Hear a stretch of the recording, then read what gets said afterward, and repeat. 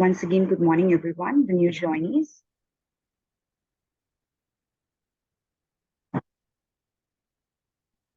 Yeah, so they can hear us. Okay.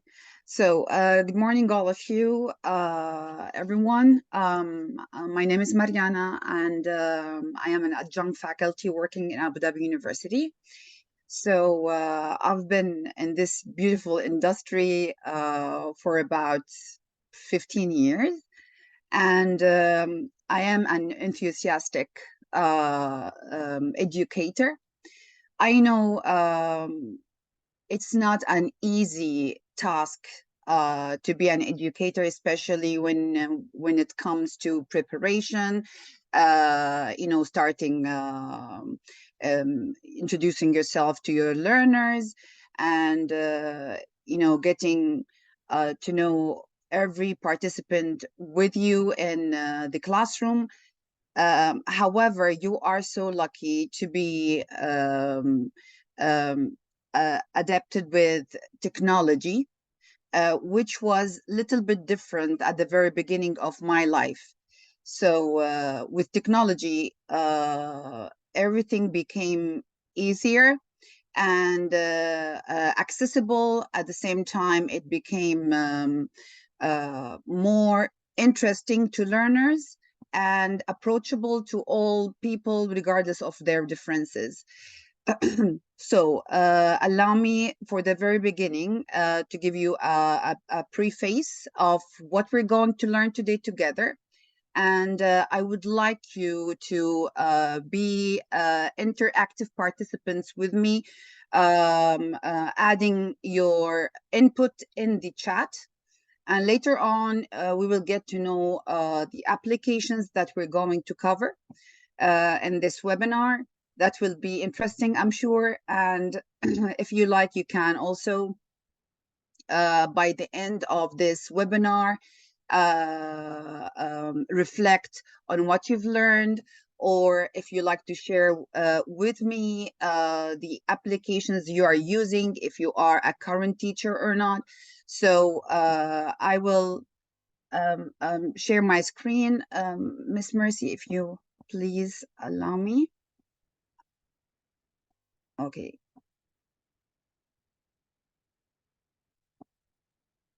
Sure, just give you the permissions. Okay.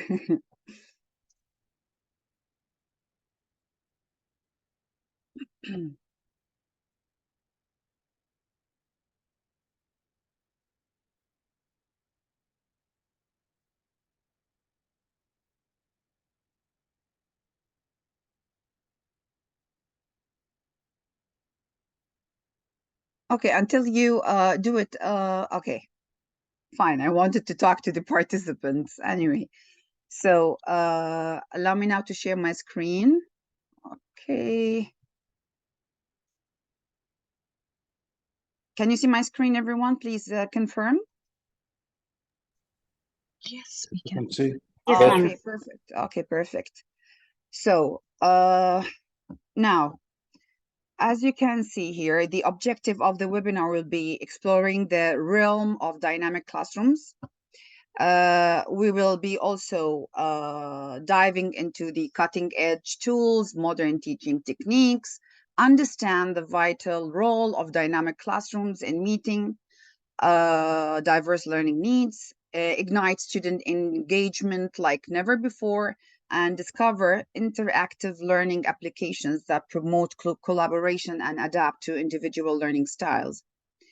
Now, first of all, I would like to explain the meaning of a dynamic classroom. We know that as passive learners, it might be boring to receive the information without actually reflect and understand whether we really have understood the concept or the objective of the entire lesson. So if we think about it, we will have, reflective ideas about the dynamic classrooms. Now, each educator has his or her different way of learning. Now, why are we learning the techniques? Or let's say, first of all, we need to understand the meaning of dynamic classrooms, because we need to clearly involve learners. We need to participate in the prompts, activities. We also need to think about the robust responses that we are expecting to get from our students. Add to that, we need to experience excitement and confidence, as these are the tools to assess our learners. And of course, we need to help our learners to think about what is next in our learning. Now, looking at the matrix of the total participation techniques, we will understand that Persida Himmel and William Himmel explained the participation techniques as the follow. Unless you as an educator intentionally plan for and require students to demonstrate active participation and cognitive engagement with the topic that you are teaching, you have no way of knowing what students are learning until it is often too late to repair misunderstanding. And when do we usually get to know that we have an issue in our way of teaching? Actually, it comes after the assessment, or after assessing our learners, and get to know that the level of understanding is below what we expected to have. Therefore, we need to keep in mind that dynamic classrooms are extremely vital in meeting our learners' needs. Now, according to a finding synthesized by Brookings Institute in the US last year, students who had a same race teacher tended to experience educational benefits, such as improved test scores, improved course grades, improved working memory, better attendance even, because if I love a classroom, I would definitely be encouraged to attend, right? So imagine that you don't like a classroom because you believe it's boring. So in order to be more encouraged, you need to have a dynamic classroom. You need to have interactive activities in the classroom that will encourage you to attend, encourage you to participate, encourage you to get to know more and be more enthusiastic to learn. Also, higher likelihood of taking an advanced math classes. In addition, giving the right for these special education needs. Okay. Also, we have graduately, once you graduate from high school, you are more likely to be into learning, let's say, environment, learning accessibility. You also intend to enroll in college. You won't have that high rate of dropouts. All of that because of your, let's say, desire to learn. Now, looking at the next, okay, let me just get back to my,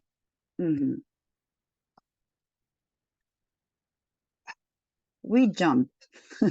Okay, so let's just get back to our screen. So how can technology increase our student engagement? Now I have here list of bulletins explaining in general how technology can increase. I will do less talking now, and I will ask you as participants to interact with me in the chat.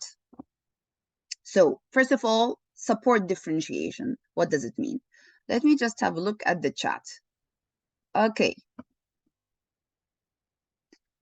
Okay, so please, students, I would like to have a look at your input here.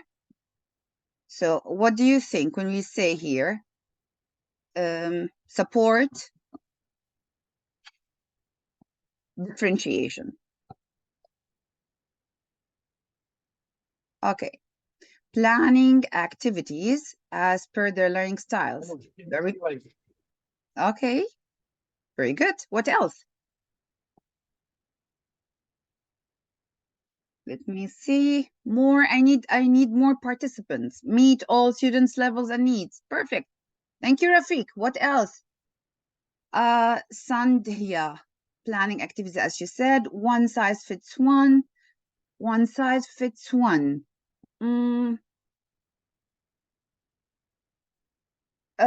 Caroline, is it Caroline or Caroline?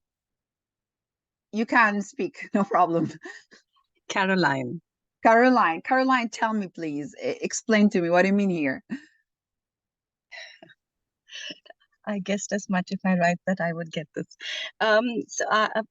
So it would be very much when I say one size fits one, they would be tailor-made to the needs of the participants. That's what I meant when you say support differentiation. So everybody has a very different need. So I know that we've had some questionnaire to fill before the session, and we expressed our need from the session. So that's what I understand. Thank you so much for your input. Thank you. Hi. Good morning. Good morning. Yeah, this is Santoshi. Yes. Hi. I would like to differentiate the activities according to the abilities of the children. And when I'm differentiating the activities, I would also like to personalize, because maybe the child is a higher ability child. However, the child is very good in verbal or non-verbal, but the child is lacking in spatial, So I will personalize the lesson according to his ability as well. Thank you. Yes, exactly. We need to differentiate our lessons based on the student's need. Imagine that you have a mixed classroom with different abilities and levels. Imagine that you have gifted and talented students. At the same time, you have students with special needs. And when we say special needs, it means it might be difficulties, it might be below the level, it might be students who are struggling to express, let's say, what they really need to learn. You have different levels in every classroom, similar to your needs. Each one of you as an educator, different than the other. For example, I have Angelise, let's say. She's very good at arranging her, let's say, lesson plans, but she lacks, God forbid this, she lacks the ideas to, let's say, create a different lesson, which is outside the box. So who can help her? Another participant who actually cannot do the lesson plans as well as she can. On the other hand, he or she is very good at arranging the different activities, right? Kandil, for example, says here, students tend to participate more when diverse learning methodologies are applied. Okay, now getting back to this point, Kandil, I would like to ask, do you think it's enough for us as educators to just apply methods or to just learn methods? talk to me, no problem. Open your mic. Whatever happens around you, just talk to me. Hi, good morning. What? Yeah, good morning. Good morning. Well, my point of view is that every student in your class has different tendency or different strengths. Some are very much attentive when any graphical learning methodology is being applied. They grasp that thing and they keep it is more easy for them to retain that information. And some are those who are very much happy with going through the case study and analyzing things using their own imagination. So as a instructor or as a teacher, the first thing is that the teacher has to identify which thing is more beneficial for which individual. So rightly, when one participant said that sometimes when the teacher is engaging the class, you cannot make a uniform plan for everyone. So You're right. Yeah, that's when we have to dig it out. personalize the plan. Yeah, so you have to dig it out.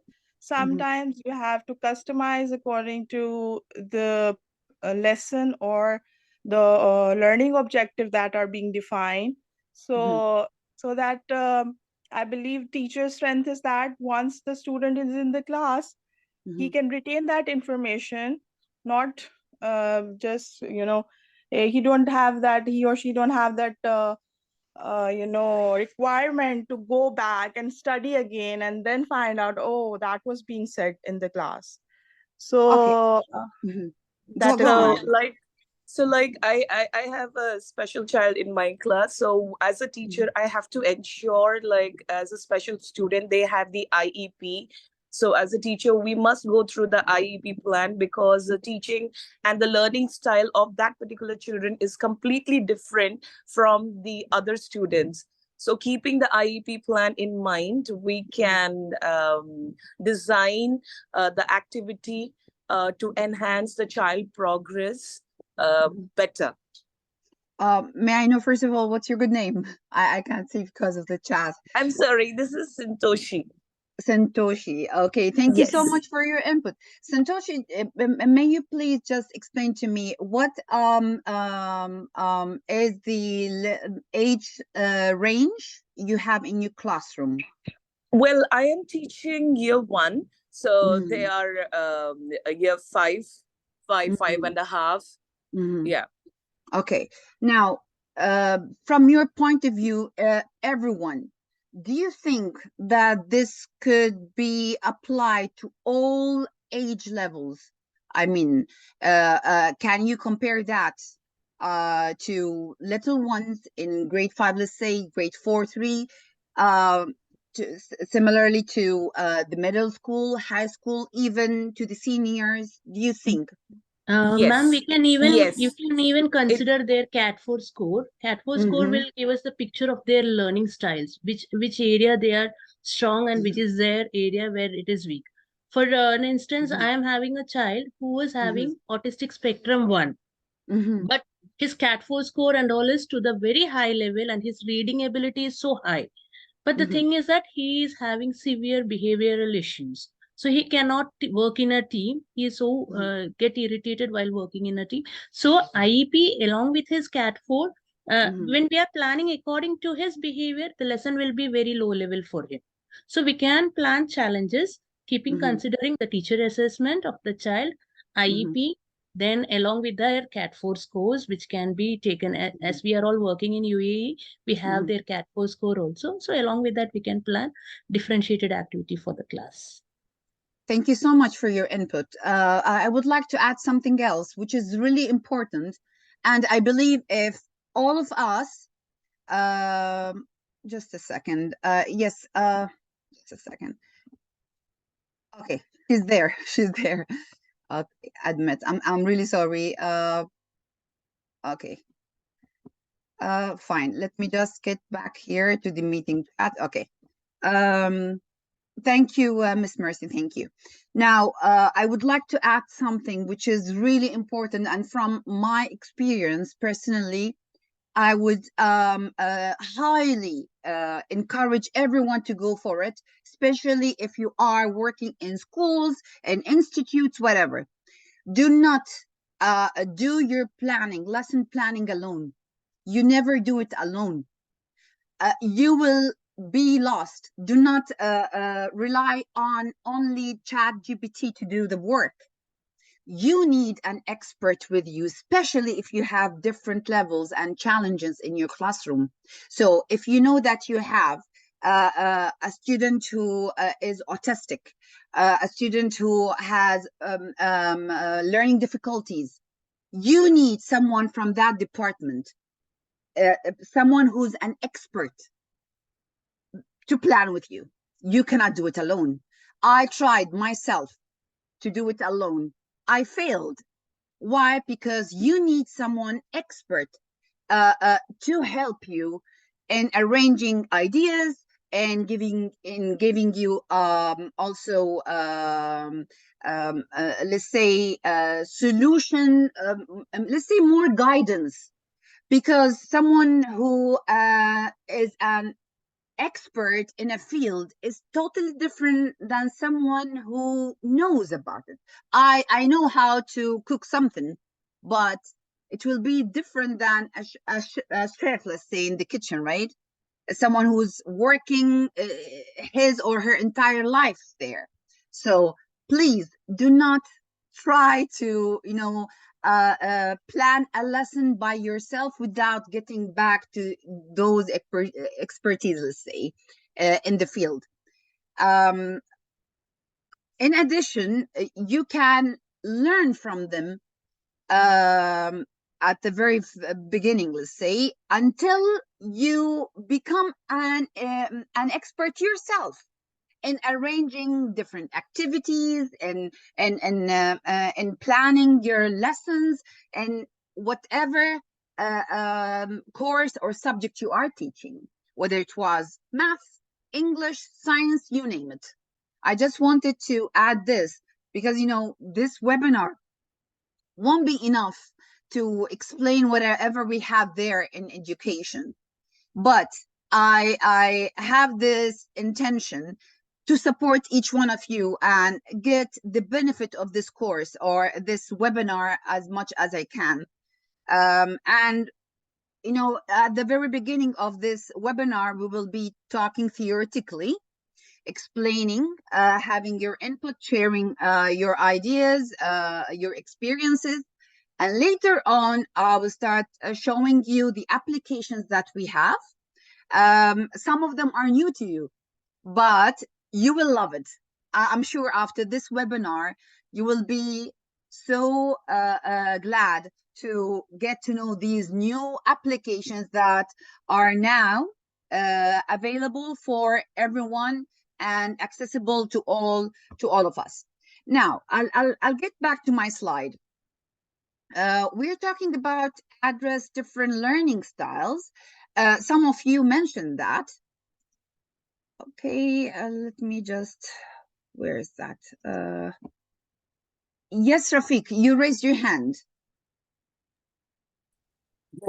Good morning, Dr. Maryana. Good morning. Good morning. Good morning, one and all. Thank you very much for this wonderful workshop and webinar. Actually, it's really needed these days, and I feel a lot of, practices, especially in schools, need and lack a lot of this knowledge. And thank you very, very much for that. Talking about the differentiation, I think it rests with the teacher's responsibility. So a lot of, whenever you talk to, teachers and instructors in general, they have this tendency to blame the learners, when in fact that shouldn't be the case. So if the lesson plan and the teacher is well equipped and well prepared, he will deliver an excellent class. And what I mean by an excellent class is where there is real differentiation. Mm-hmm. So we look at the age, as you exactly said and rightly said. Like, for example, if you are teaching KG and grade 1, the total physical response should be the approach, where you use all kinds of aids and animation and so on and so forth, and try to include all students working on their different learning styles. But further down the road, if you go higher into, let's say, K-12 and even higher education, you will need to be more, adaptive in serving different emotional needs and different cognitive needs. So Sure. what I mean by cognitive needs, for example, at a higher education level, there is a tendency of faculty and professors to run through the course and give so much material, which is very threatening to the learner. So a well-adapted class in that case would be a class where we look at Bloom's taxonomy, trying to apply them one at a time to cater for different needs. And technology can help us a lot here. So, for example, instead of every day giving the same class, I really liked the quote of a colleague here, I think Shugufta or someone else, saying that one size fits one. That's absolutely right. It has to be all size or different size to fit different needs and different levels, because a mono level or a mono gear class is not really serving but very few people. And differentiation is the key. How can we do that? We can look at age, at emotional needs, at Bloom's taxonomy, and apply it in a way that allows everyone to take part and to see what they can, they can do in there and feel that they have done something, so that they don't feel they are sidelined completely. And what I really like about differentiation is that everybody feels they are winners, and the classes, sometimes they go very fast, sometimes they go slow. But that's the nature of teaching. We shouldn't look at it in a, Well, thank you so much for your input. Thank you so much for your reflection. I like what you said, and definitely you're right. Without proper differentiation and knowing our learners' needs, whether they were in grade 1 or they were in higher education, which is completely different, as you said, you cannot have adult classroom and let's say resulting in having the score that you need, right? One more thing I would like to add, which is Bloom's taxonomy, as you said, and this is which was a concentration of my study. Now, I don't know how to state this, but Bloom's taxonomy, the original one, had a dwindling let's say point of views from educators, because at his time it's completely different than ours, which is talking about technology, right? And that's why basically we are preparing this presentation. Now, the thing is, the Bloom's taxonomies, I'll say, that we're using now is somehow different than the original one. The original one was talking about, the higher order thinking, right? Now, it's not only about higher order thinking. Wait a second. Pardon me, I have to ask Miss Mercy. Miss Mercy, do I have to? Yeah, I have to admit, right? Okay. Yes, ma'am. Yeah. We cannot be both. We cannot be both presenters. It will be easier for us, Okay. Anyway, so as I was saying, in Bloom's taxonomy, the new fixed one, we have the level of creation, which was actually somehow missing at Bloom's time. We need our learners to be creative, to think outside the box, rather than being a student or a learner who can evaluate. Do you know that lower thinking students can also evaluate? They can assess at least themselves. So evaluation, although it is ranked among the higher order thinking level, from my point of view, well, it also triggers the middle, or let's say the lower higher thinking, but they cannot process the evaluation, which means they cannot evaluate completely. So it all talks about the level. So if I need to be creative, which is also a part of the higher order thinking skill according to Bloom's taxonomy, I need to keep in mind something which is really important. The ability to analyze. And once I can analyze, I can evaluate, and I can assess, then I have the ability to create something different based on my learning style, based on my interest. And that's why being a teacher is something challenging. It is something that I can tell you could not be done alone. Even if I'm an expert, even if I've read all of the books that I have there, it's not enough. I need to get the support of all learners, because my learning style, my capability, my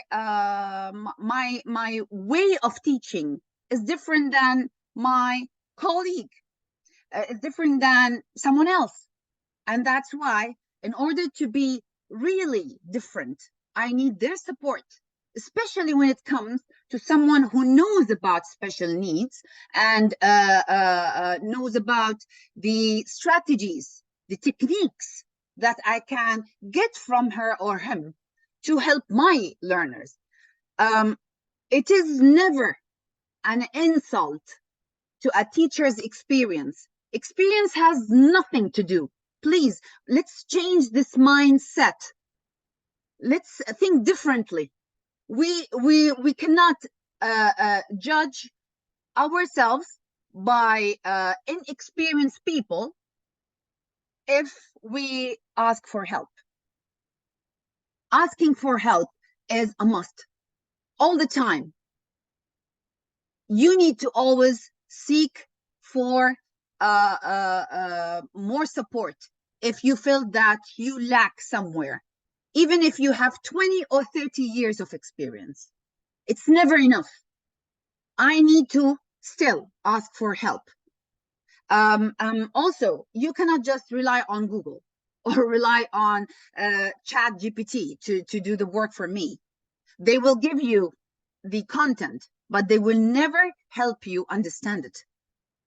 So I like the input. Thank you so much, Mr. Rafiq, for your reflection as well.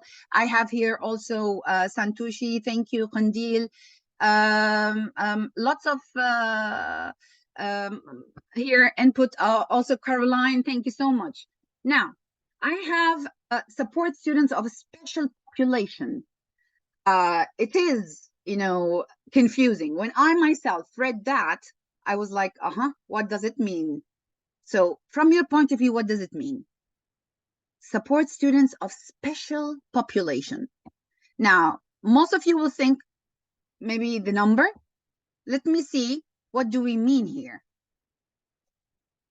You can write down your point of views. I love having your input with me, because by myself, even if I was an expert in this, I still lack the experience that you guys have.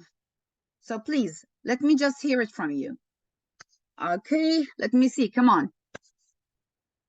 I'm expecting to see more.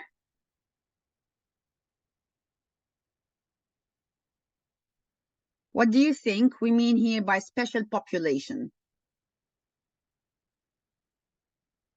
Technology support learners of special population. Excuse me, ma'am. Yes. Special population in the sense of differentially abled, they're special children. They are Special children. Thank you. Thank you so much. Okay, very good. Special children. Even our gifted and talented students also falls under that criteria, ma'am. It is not Thank only you. the special children. Thank you. Gifted and talented, yes. Whom else? Come on, I need that. I need that good answer. Gifted, talented, yes, Shagufta, yes. I have one more thing.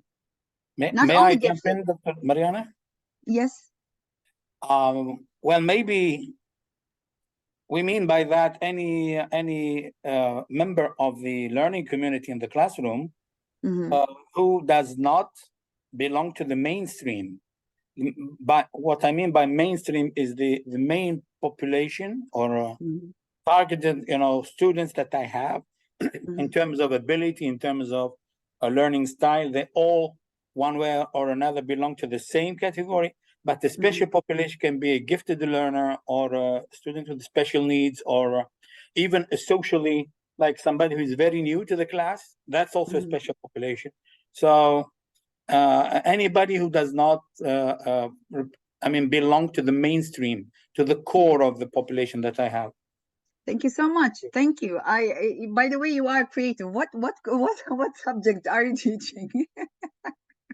I teach humanities as well as TEFL language or foreign language. Foreign speaker. I love the way you think. Yes, you are a creative teacher. I'm really sure. Thank you. Well, it's Thank true. you, Dr. Maryana. That's a compliment. You're most welcome. This is, something that I need to say. Anyway, thank you so much. Yes, what you said is completely right. Also, if you have a student who comes from another country, like you have a student, let's say, whose parents newly got to the UAE, let's say, okay, or any country. And once they, pop in the classroom, they feel that they are, it's difficult for us to learn, because the culture is different, the mixture is different, the environment is different. So these are students who are called students of special population. So as you said, that's why I like the way you reflected. It's not only about gifted and talented. Shagufta, yes, thank you so much. English language learners, especially if they are second language learners, because when I speak Spanish, this is my mother tongue, let's say, okay, English will be my second language, unlike Americans or British who are first language learners, right? So this is part of what you said, Shagufta. Yes. What to add is the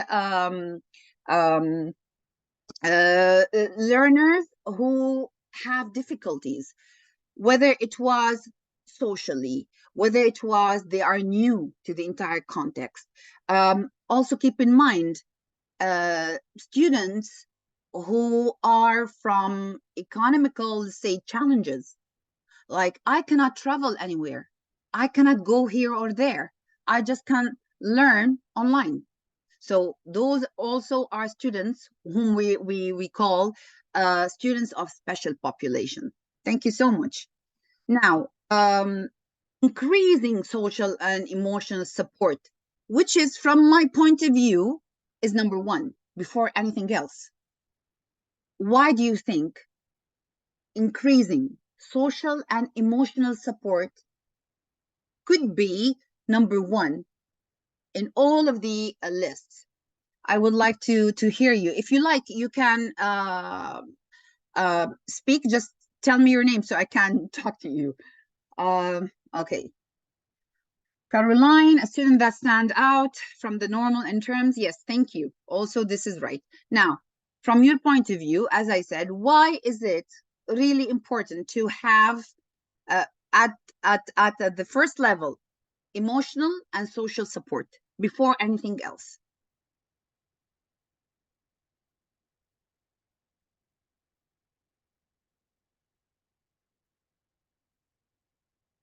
Okay, let me just see if we need to... Excuse me, ma'am. Yes. See, regarding the social and emotional support, as you said earlier, when someone is new to this country, the entire environment is new for them. So definitely they need support. The main support should be from the teacher side. more than the students. Students, they don't know how to behave. They don't know how to support each other. Maybe most of them will be new to the class, new to this environment. So that that increase support from the teacher side should be there emotionally and socially. Yes, thank you so much. Anyone else to add? Anyone else?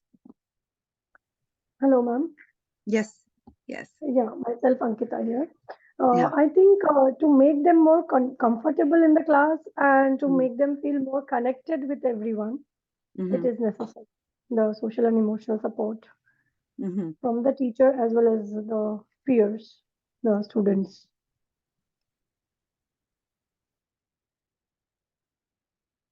Say that again, please.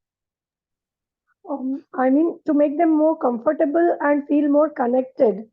Yes, thank you. Yes, yes, exactly. To be more connected. Yes, thank you. To be more connected. And what about desire to learn? If I, if I feel appreciated and supported by my teacher, would you love that?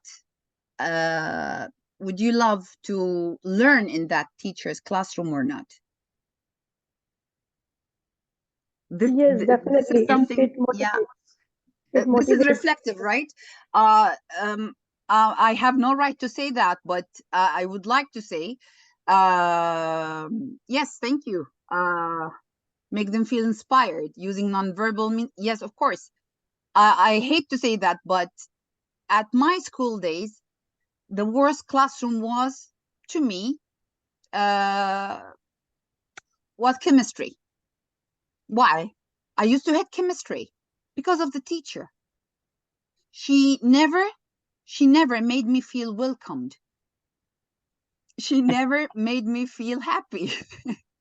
she if I do not know something and I would like to ask, she never, she puts the blame on me, saying, why you were not paying attention.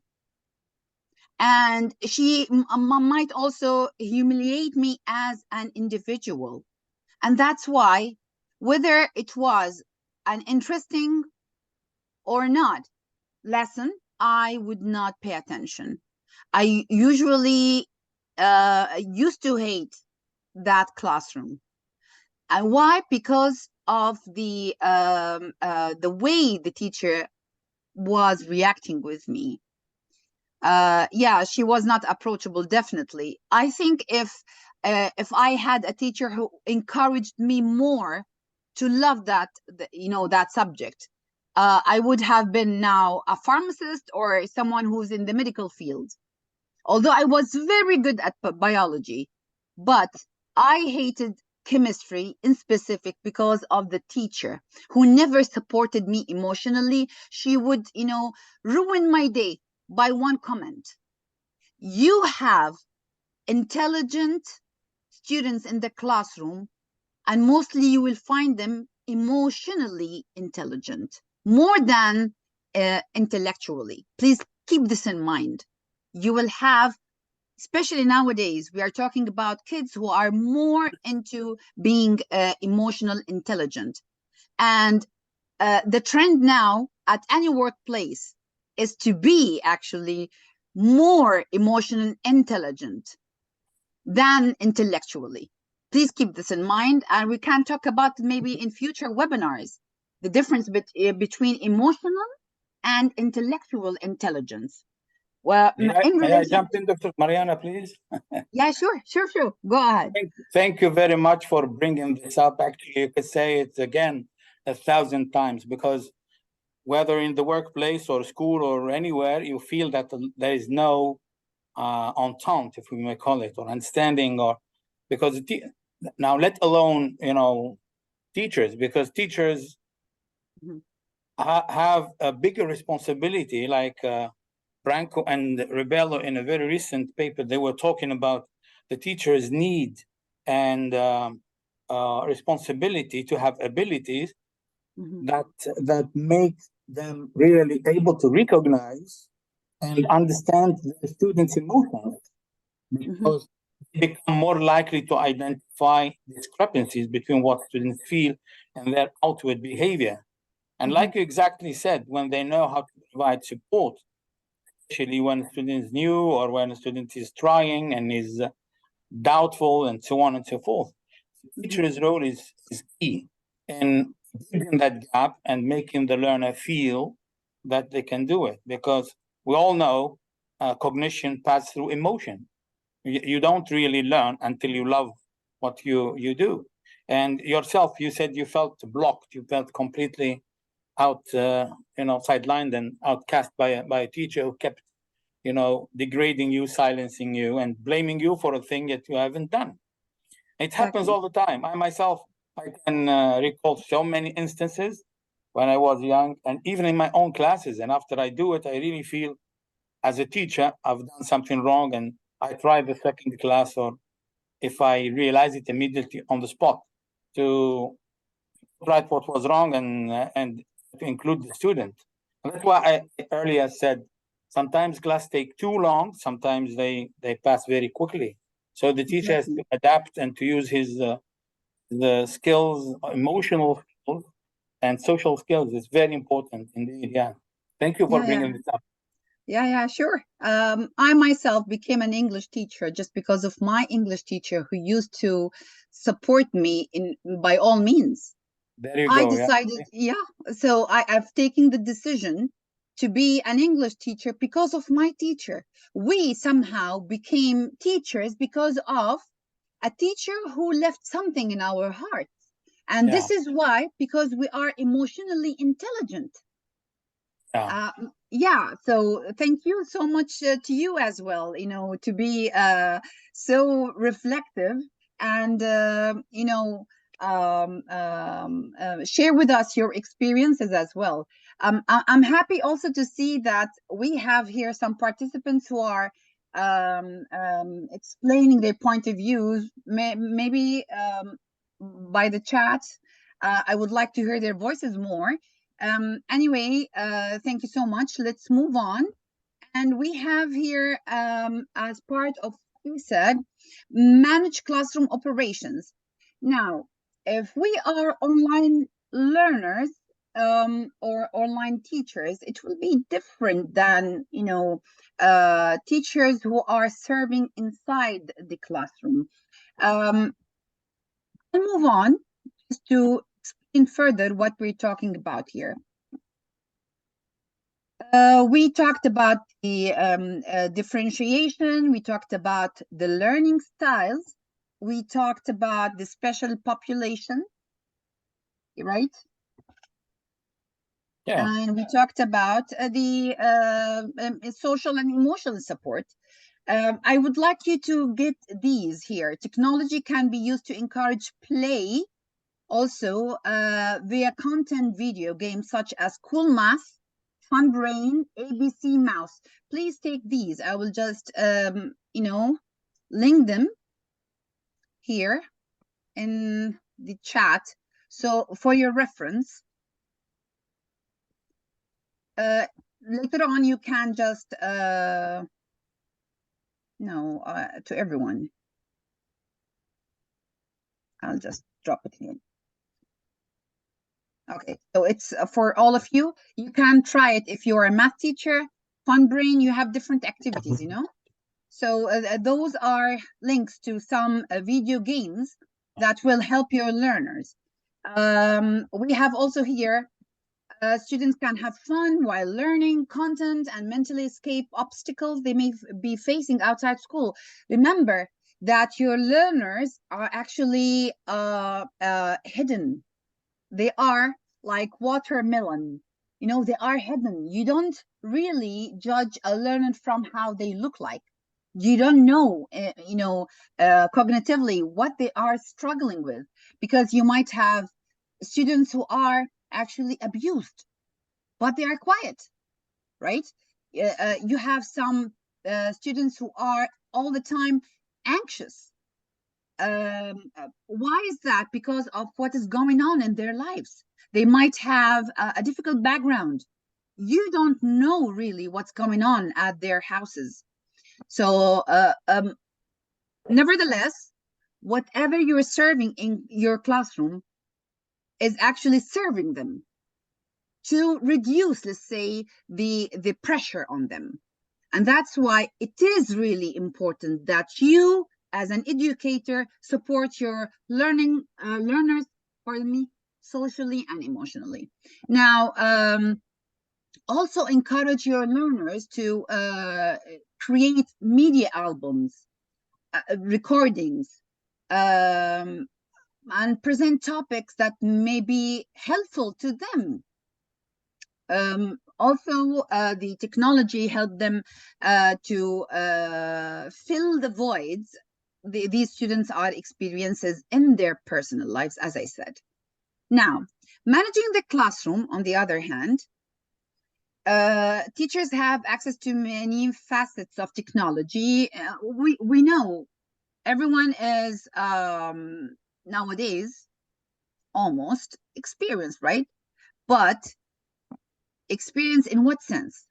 If I know how to use the Google Chrome, how to use the Internet Explorer doesn't make me an expert in technology. If I know how to rotate my mouse, it doesn't mean that I know how to use technology. I need to learn the techniques of the applications to be really adapted with the latest technology we have there in the market. Every day we have something new. Everything, and we as educators who are teaching those kids who are or those learners, because we're not teaching kids only, you are learners, right? So we need to be equipped with the latest technology available there, outside there, at the same time that help us to be up to date. Now, use the QR codes in your classroom to record at their daily attendance. Why should I waste my time writing? Why? I can, just take the QR code and that's it. I'm here, right? With one click, I can save a lot of time.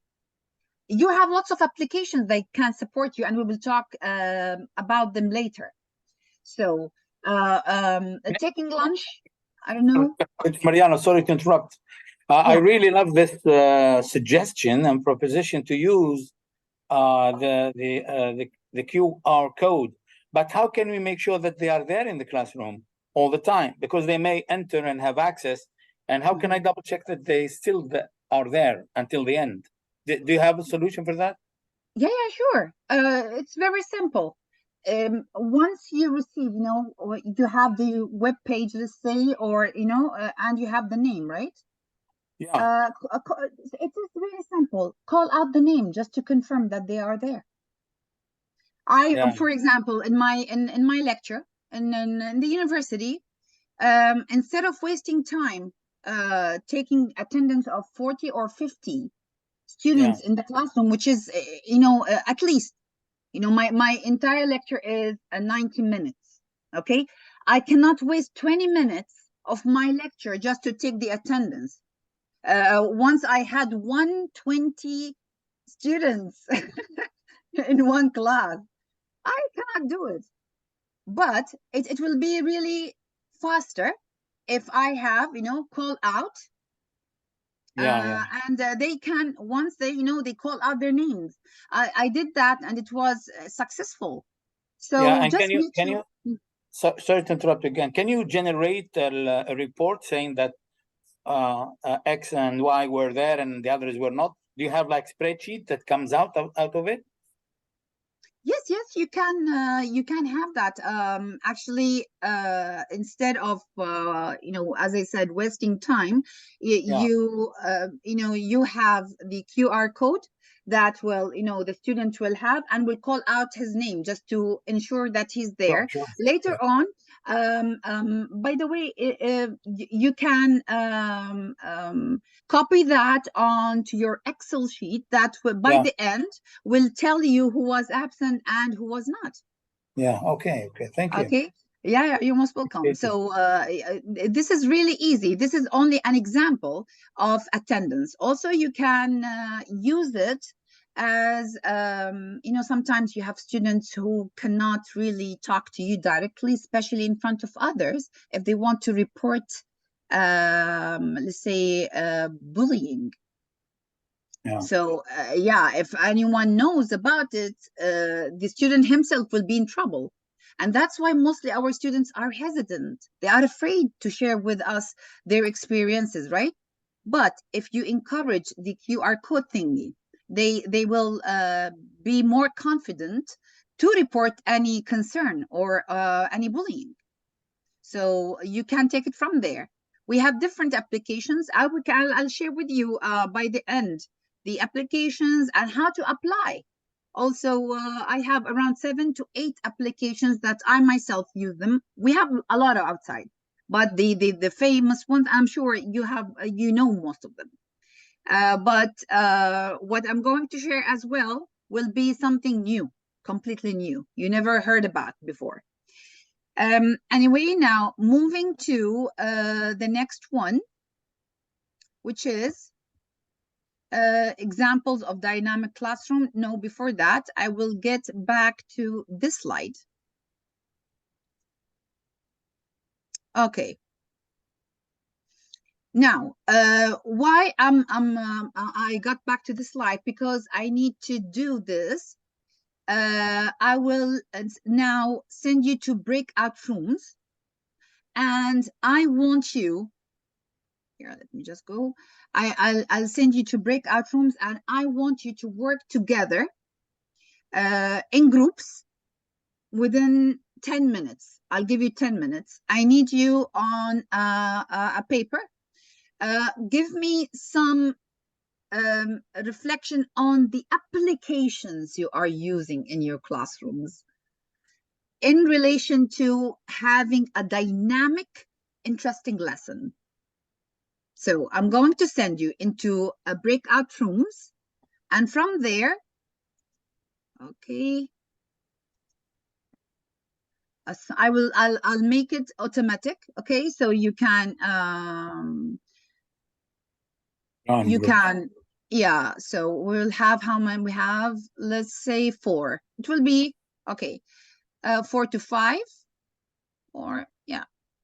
You like 5 or 4? I would like to give you the choice. How many breakout rooms do you want? Any number, Dr. Maryana. Okay, it's okay. Okay, 4. So and each group will assign a leader. So by the end, you will tell me who is the leader, and the leader will explain to us what are the activities that other members used to have in classroom. Okay, so I'll assign 10 minutes time, and if you needed more, I will get to your breakout room and ask you if you need more time or not. Please tell me the name of the application you are using, and how was it helpful in having an engaging lesson during your class. Okay, so let's create now, and I will open all rooms. Okay, so fine. Let's now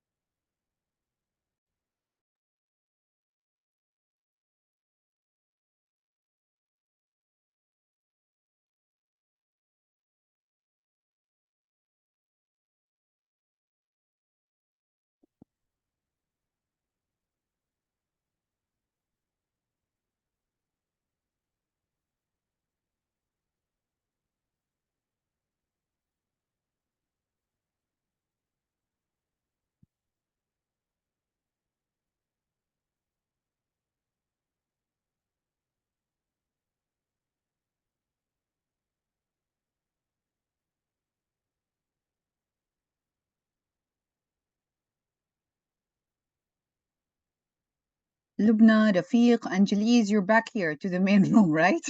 So let me just close the room. Yes. Yes, we are. We're done. Okay, let me just close all the rooms.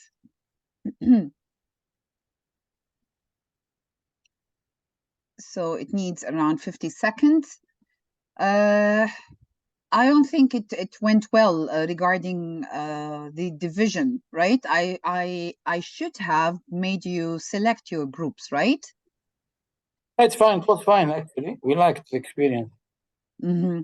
Yeah, it is a different experience. See how now you were learners and I made you feel, you know, or I made you be in the students', let's say, place. Oh. So imagine that you were asked to be, you know, in a group that you don't know or you don't actually interact with that much. So from your point of view, first question, okay, let them get back to me within 1 second. Okay. Now, after now getting back to the main room, let me just click this. Okay. After getting back to the room, my question is the following. Which one do you think is better? To have a random selection of our group, or is it better to have a group that we would like to be with? You can just write your point of view there in the meeting chat. From your point of view, which one is more interesting, or, you know, to have random? Okay, random, nice. Okay, random or to select your group? Random. To have random. Okay, thank you. Well, students usually say that they don't like to be in random selection, or especially in your selection. Well, from my point of view, if a student says that, you need to keep in mind that that student lacks social action. That student has a social, let's say, maybe fear. There is a problem that you need to figure it out, okay? Keep this in mind. Secondly, now, random selection is always the best. Why? Because you get to know more people. The more you interact with people, the more experience you become, especially when we get to learn other differences. Now, this is in general. Moving to the main task, which was, what applications are you used to use in your classrooms in order to have an engaging classroom? Please write it down. I don't know who were the leaders in every group. So group number 1, let's say. Group number 1. Yes, so from group number 1, I'm Mhm. Kandil Khan. Mm-hmm. So the thing is this, all 3 group members, we are on a career break. So we will be sharing the applications that are either being used by our kids at school or what we have used while we were teaching.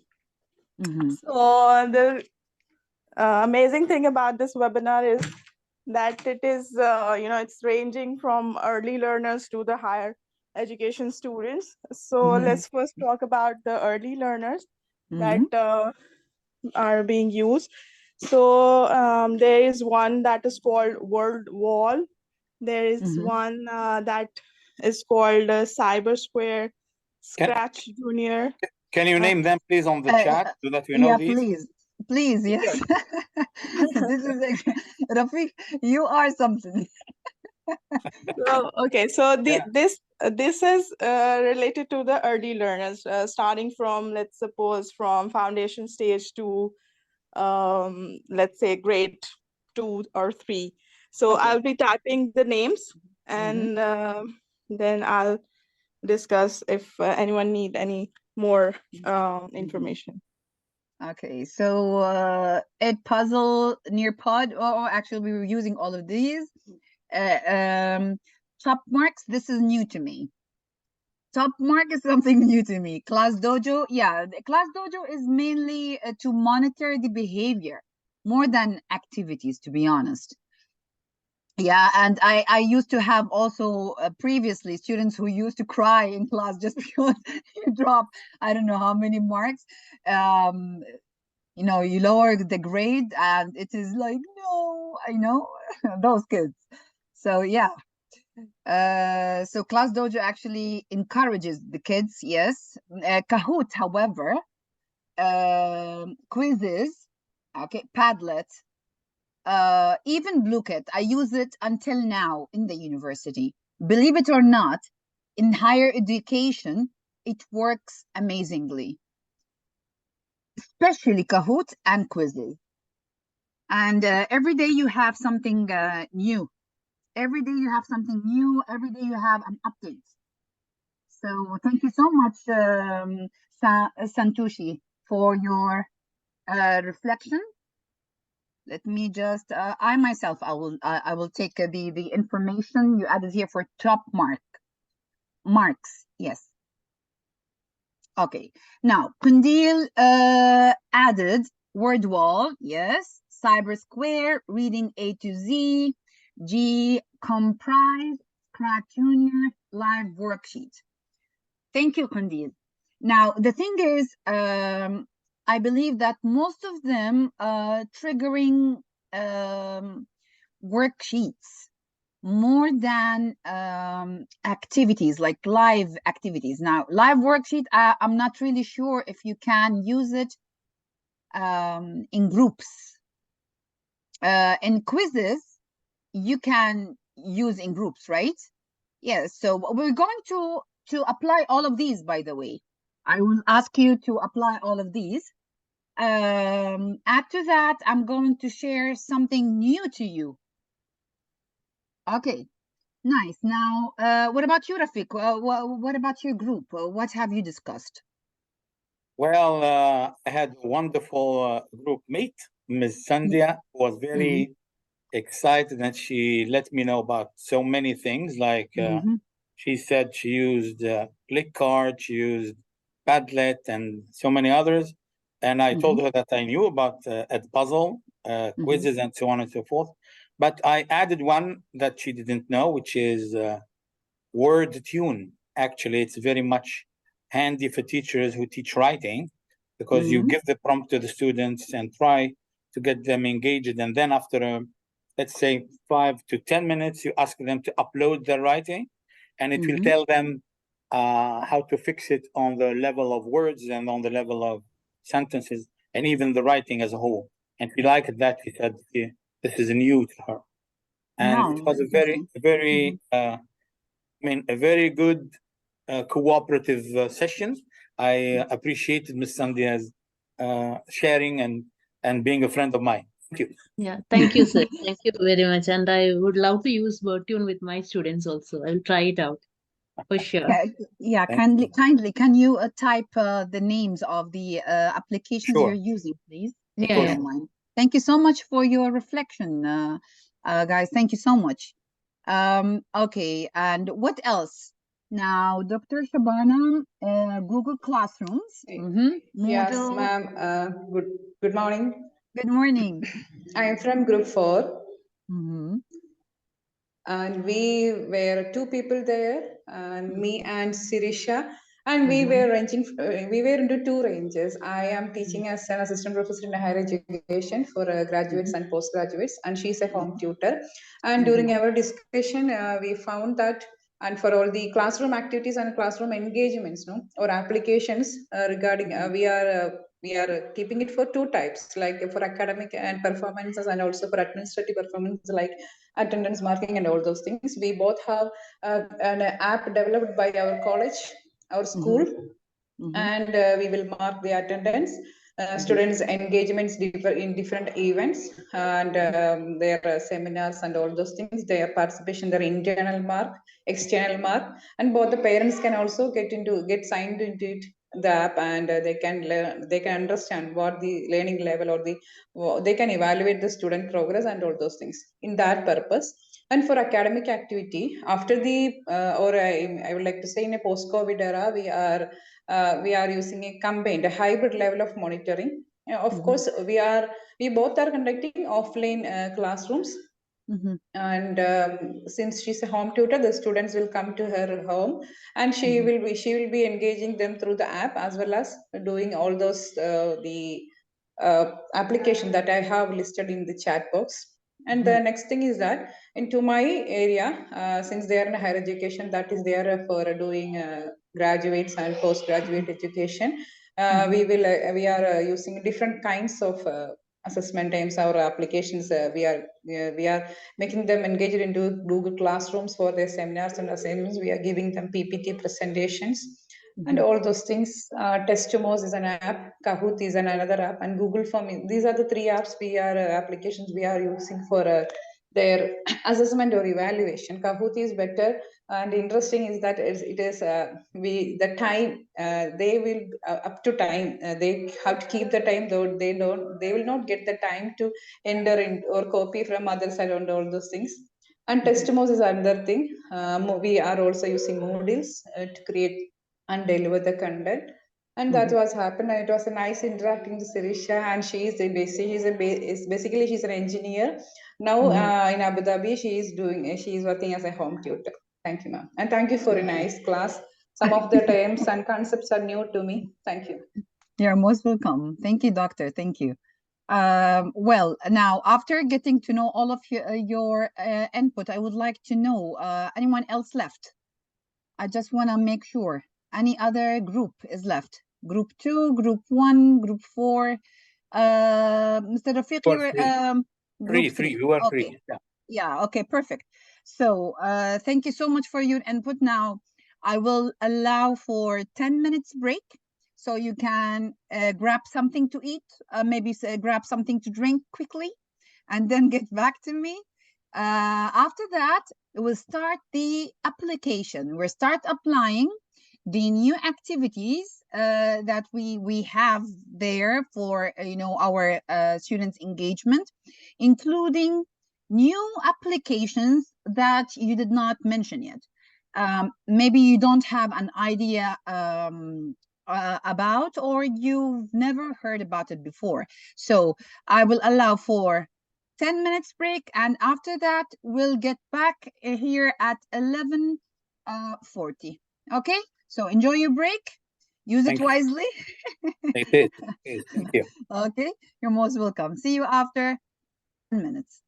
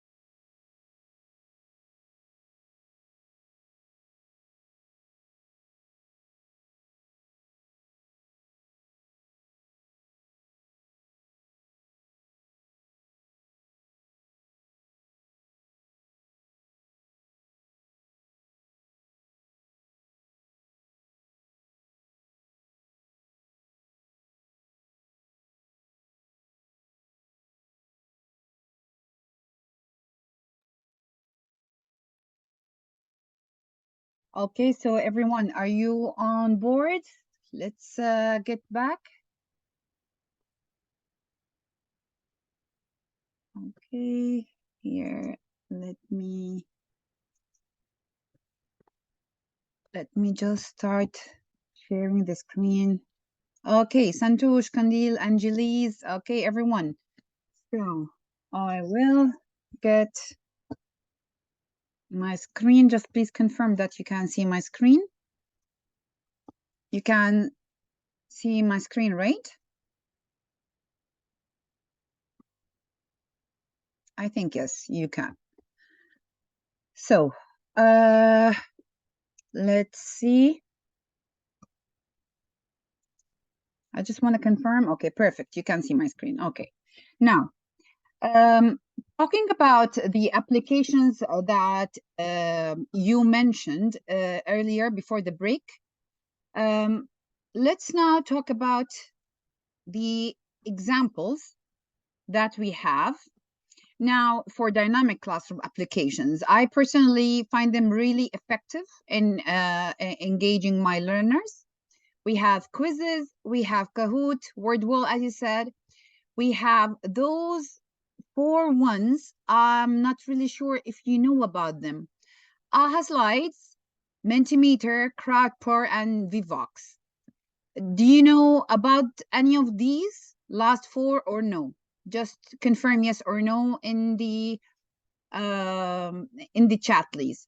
Thank you, Rafiq. Thank you. Thank you. Okay, you have no idea. Fine.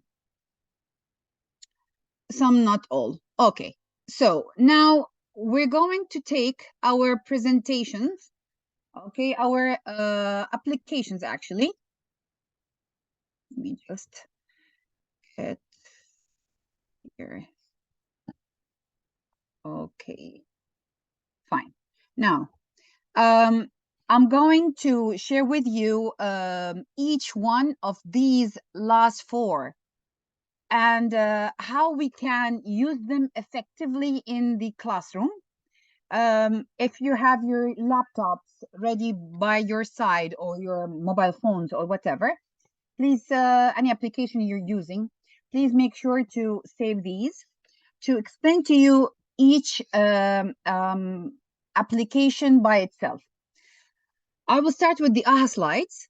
Okay, I will use, in fact, my university account in here. Okay.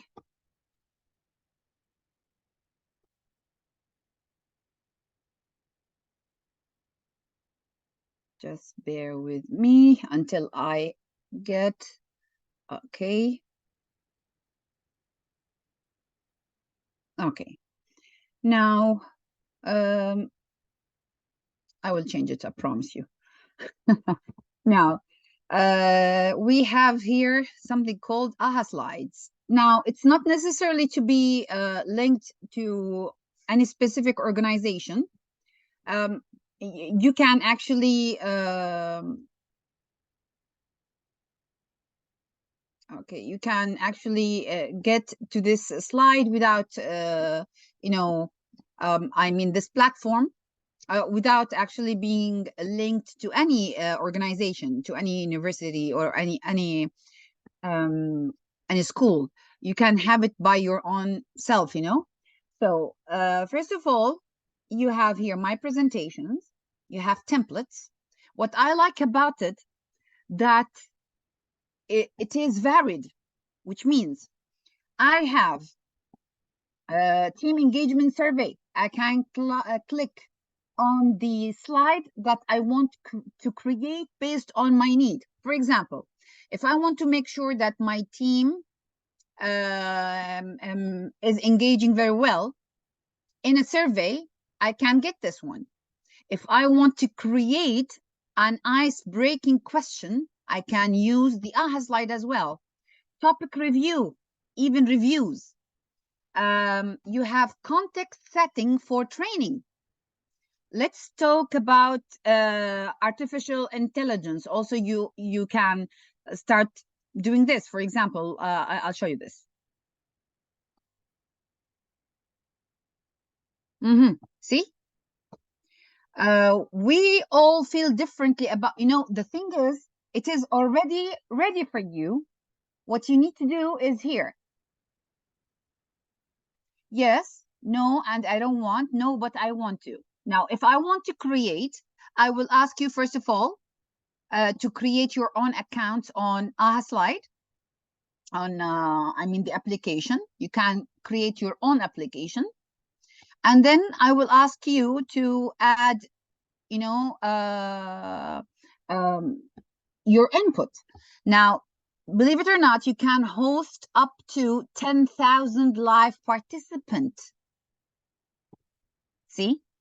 And of course, you can set the time limit, lock submission if it's over, like, and result. You can hide the result, apply on all questions, show on audience and devices, show in percentage, and you can even decide on your layout. Do you want it as bars? Do you want it as donuts? Or do you like it to be like a pie? You decide on how you would like to show your poll. And then, what are the emotions you feel when you think about artificial intelligence? Of course, what we're talking about here is only an example. You can change the question. See, I can hear. What are the emotions you feel after, or what are the emotions you feel after this session, this webinar? For example, after this webinar. So you can put here your input, of course, entries per participant. I can even limit how many entries per each one of the participants. You can allow 2, 3. You control everything, and then you host. This is a very good one. I believe in 5 years' time what will happen? I will be using artificial intelligence in my job. Artificial AI will have completely, you are the one to decide what exactly you want. AI will be playing a huge role. You decide on the statement even. Of course, I can add. AI will, hopefully not, replace us, replace educators. Okay. This is another one. You can state whatever you like in the options. Okay, what do you think are the benefits of using AI at work? Now, as I said, you decide on the questions that you think is beneficial and relevant to your lesson. Also, keep in mind that this is only an example. Okay, now I'll get back here. Of course, I can invite to edit. You can share to have the answers. Now, this is one example. Imagine if you have for every topic a slide. Business and work. It is not necessarily to be only for education. I can use it also for business and work. Look at this. Word cloud icebreakers, quick team building, retrospective meeting, also in the meetings here. Let's have a look. 16,158. See? You have, what was the best result from the project? How did each aspect of this project go? Communication, speed, final product. How can we improve on the next project? Areas of improvement, I love this. Like, this is more convenient and more professional when I compare it to PowerPoint presentations, which is now out of date. Company quiz. end of the year meeting, monthly team meeting. Imagine if you have your own business. Okay, you can use any of these. Now, for education, it depends on even the subjects. Here for testing, I use it for testing. Pardon me, let me just get back to the names. Dr. Shabana mentioned earlier that she uses actually the PowerPoint or another application for assessment. Well, this is also very good to assess. Look. Who said it? Patience is bitter, but its fruit is sweet. See, I can use it as assessment. Of course, entries per participant. You have here the time limit. Add a longer. It's up to you. This is your question. You might want it as multiple choice. You might need the students to type their answers. It's up to you. It's all about your choice. Give me a French word that ends in it. For example, this is another one. Name the most obscure country beginning with beer. For example, maybe this is for geography. Class spinner. This is very interactive, by the way. It really gets your students to be engaged. 5 spinner wheel games for the classroom. You have here, line up. Look at this. Hair length, first name. Last name, number of wingspan, house, num. It depends. Now, I can, if you like, decide on what exactly I want the content to be. Okay, you decide. Now, would you rather to? Also, you can use it as a game.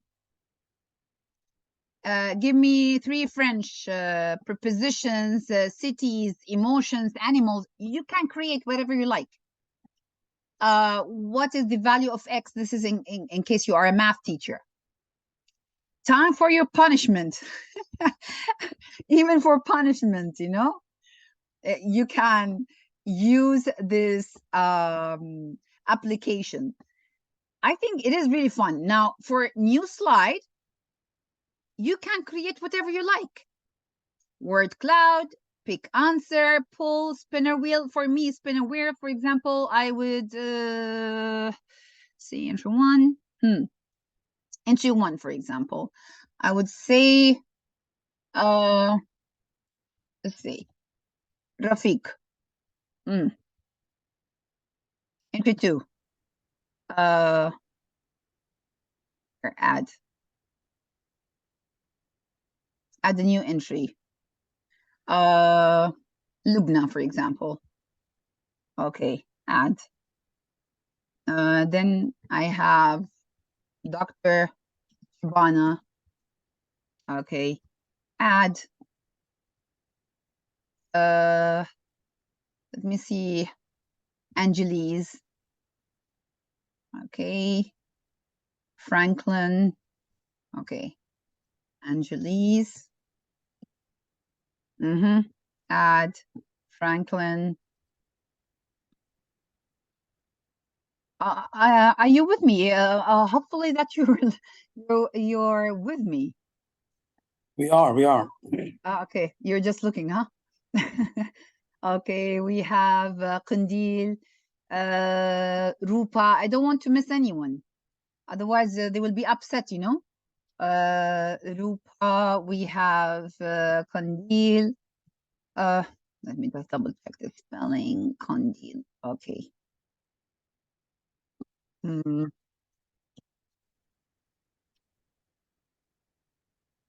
Okay. We have Santoshi.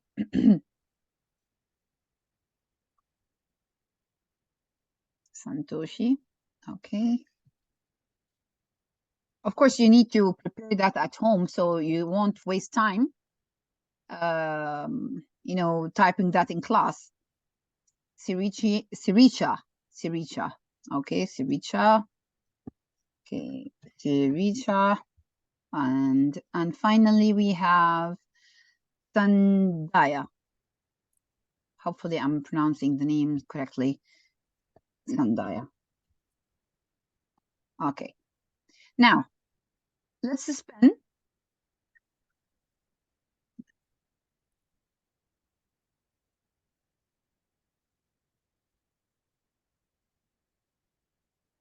Dr. Shabana! Okay, see, so Dr. Shabana, you are the victim. You're with me. Okay. Hopefully she's with us. Hopefully. You with us?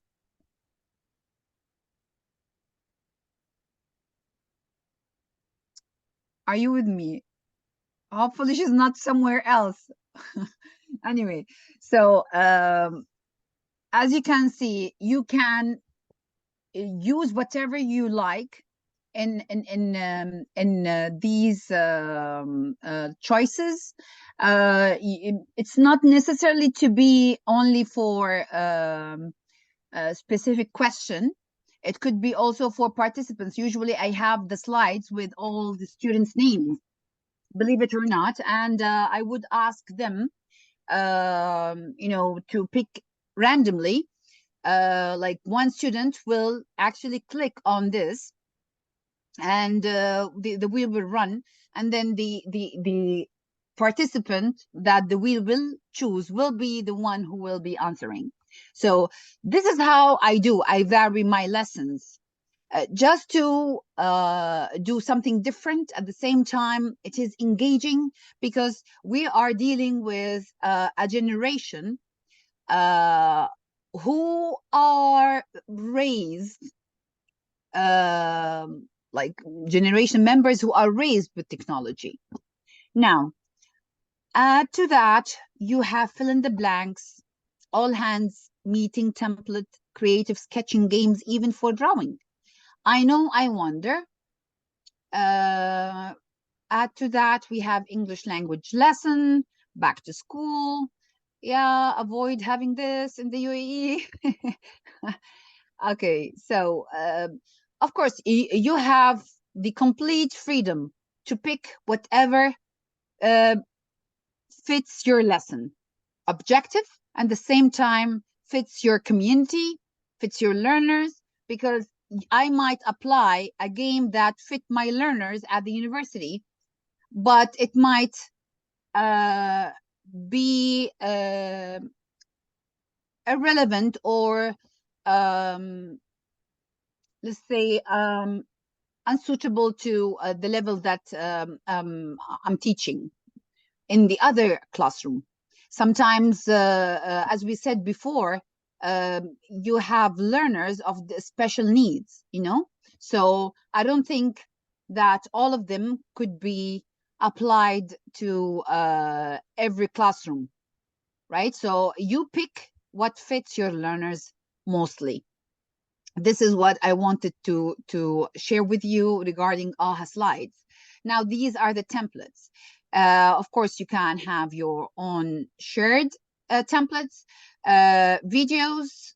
Also, it will take you to directly here. See?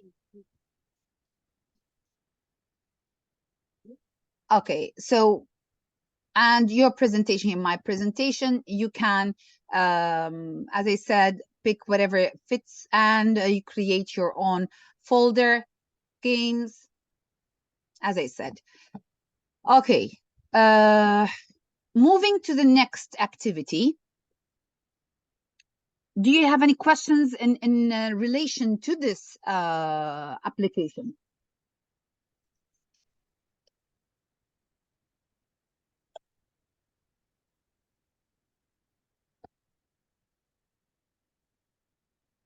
Any questions?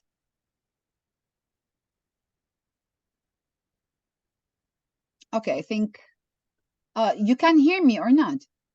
I just want to make sure that you're with me. Yeah, we can. Okay. Okay. You have any questions or okay, here I have. Mentimeter or Cloud Pro, yeah. Okay. Yeah. I just wanted to make sure that all of you are listening to the presentations. I mean because as you know, when you ask a question and you find everyone who's quiet, you know, you start suspecting if the mic is working or not, you know. No, all is good. All is good. Just move on. Okay. Yeah. Okay, fine. Yeah, this is regarding AHA slides. I don't know. What do you think about it, Mr. Rafiq? You liked it or what? Oh, yeah, I know it actually. We used it in. It was introduced like last year. I don't know whether you were with us, Dr. Hamad introduced it, but it is not. I mean, the one I saw is not as advanced as the one you have here. So maybe you have the latest version. So yeah, and we need to go back and explore, especially the way we can run surveys and include videos. That's new. Yeah, thank you. Yeah, you're most welcome. So this is basically what you have it if you are a pro, if you go for, you know, the membership. Now, to be honest, the one who's paying is the university for the, you know, because it's part of our, as you can see here, it's part of our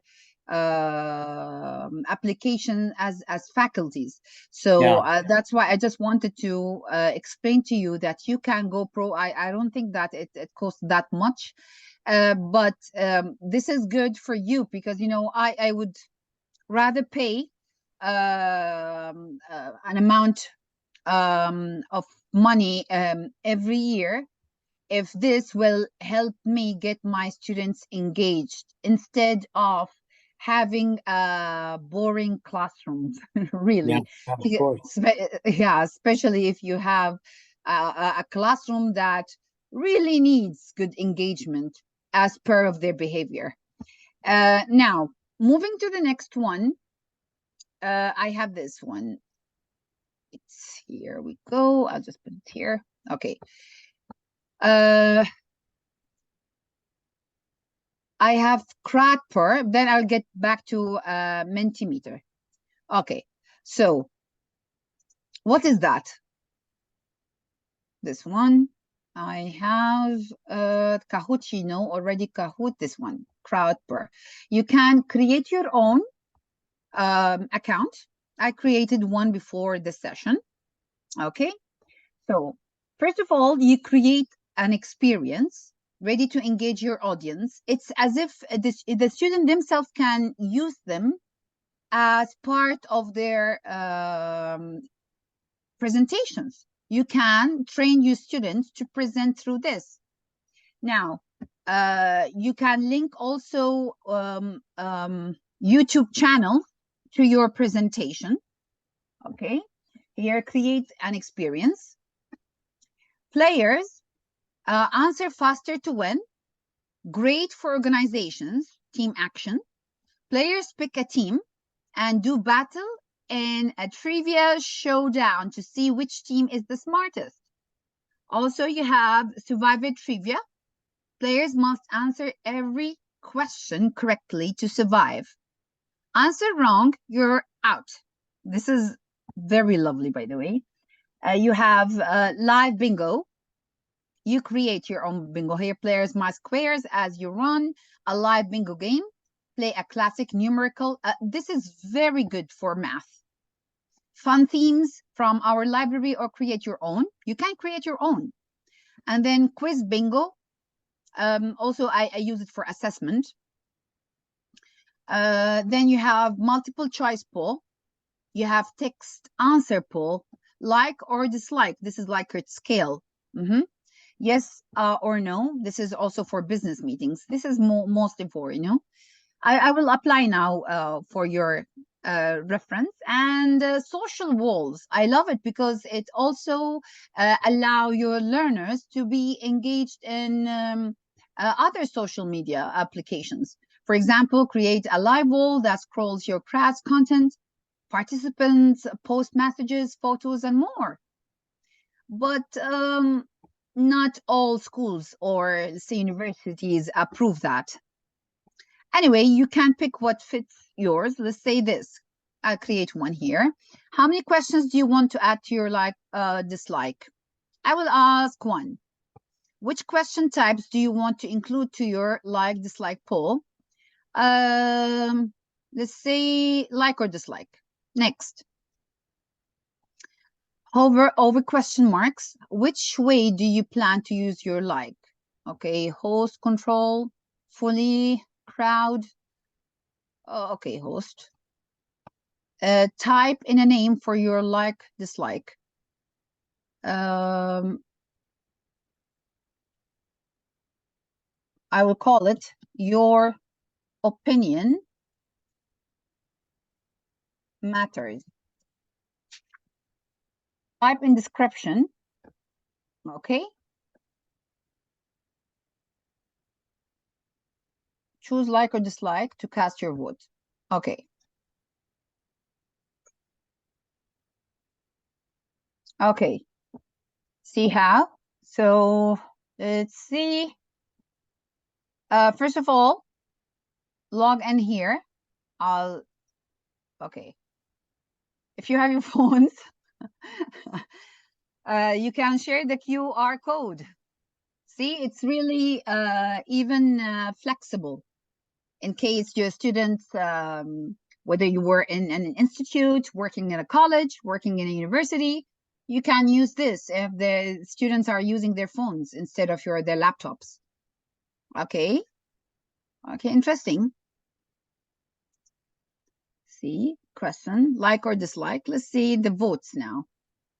Or you can go through the poll code. I have to upgrade. Maybe later I'll upgrade. Now, the moment, let us just work on the crowd. Okay.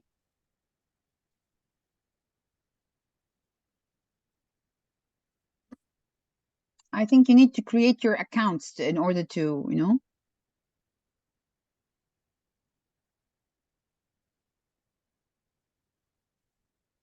Show live answer results.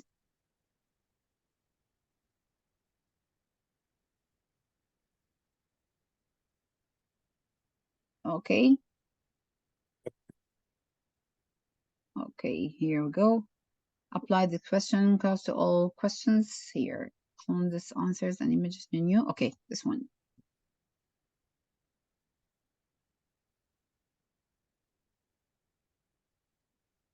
Active, go to next.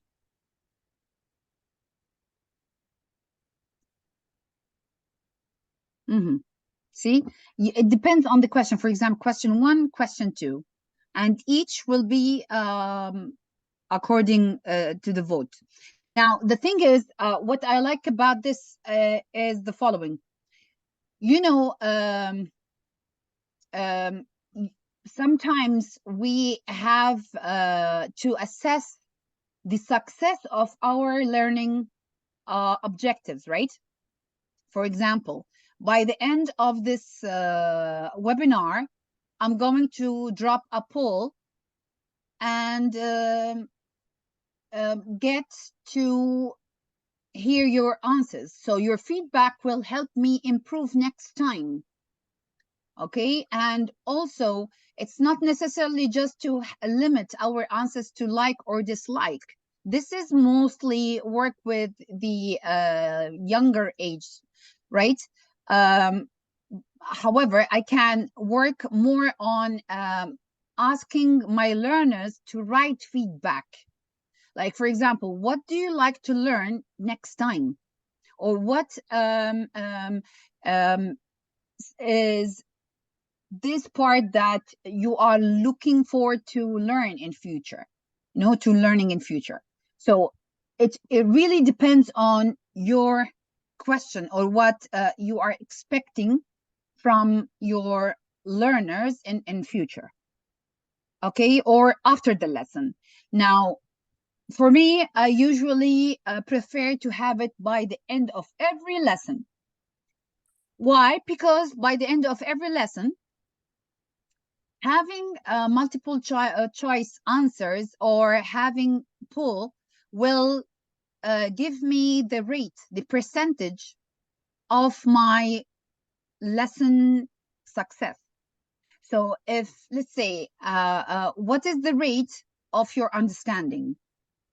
Let's say I've given a lesson in present simple tense, for example.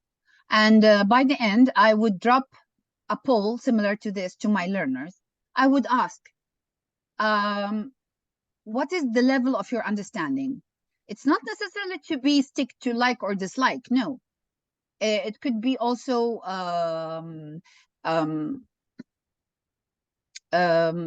different. It could be maybe a bar. It could be a percentage.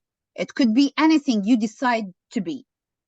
So you are really in charge. But what I like about this application is mostly engaging the audience. So it's more into team work. Now, in relation to the other one that I mentioned earlier here, Vivox. Let's move to Vivox now. The same thing. You create your own account and you will have here an interactive webinar. The session is inactive for participants to answer polls. You must first start the session. Let's say I want to start this session, okay? And then I will ask you to create whatever you like based on your need. Let's say I will create either a quiz or I create my own question. Here, it says here, I haven't created any polls. I will create now. Create new. Multiple choice. See, all of these needs what? To be upgraded. Question title. How engaging have you found the webinar? How engaging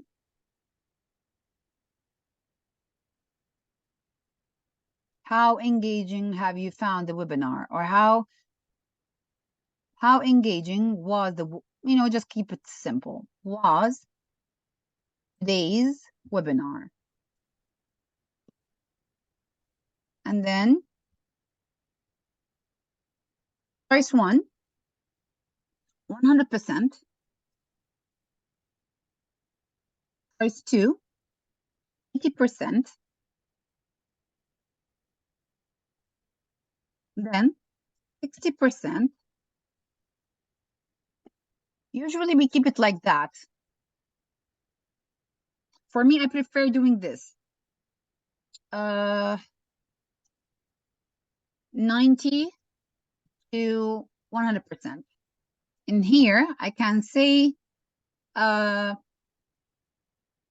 75 to 90%. And here I can say it's 50 to 75%. You decide on the level. It's up to you. Okay?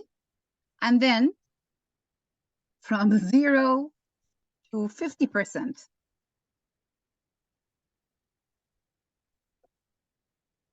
It'd be unfair to say that, but we can say this. 25. We'll just divide it in this way. In here, 25. Okay. 50 to 75, 75. So let's say this is the case. Okay. Fine. Then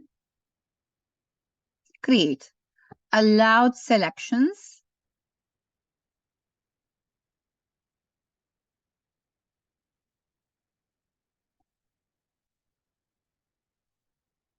Only one. Okay. So let's say this is the interactive webinar. Open poll. Now, I will ask you, copy session ID. I will ask you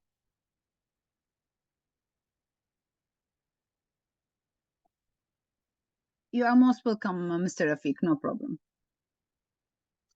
Here, this is the webinar.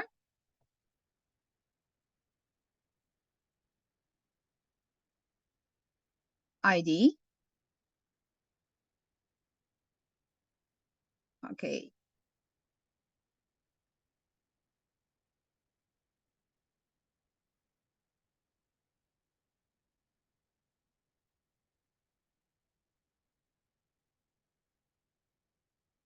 So let's see.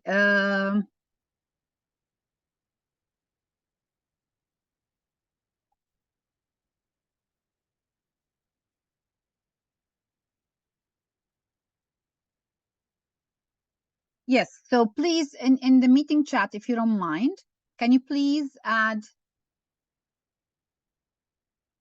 here, Rupa, Kandil, Lubna, Santoshi, Angeles, Aisha, Dr. Shabana, if you don't mind, you can get this application and add only the interactive webinar.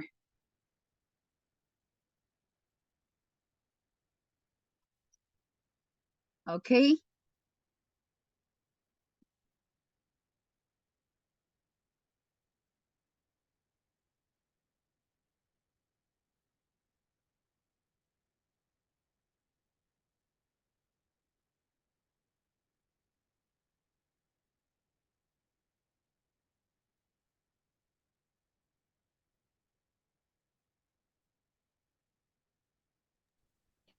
Excuse me, ma'am. First we have to download this application. Yeah, you can just open the link. I mean, vivox.com.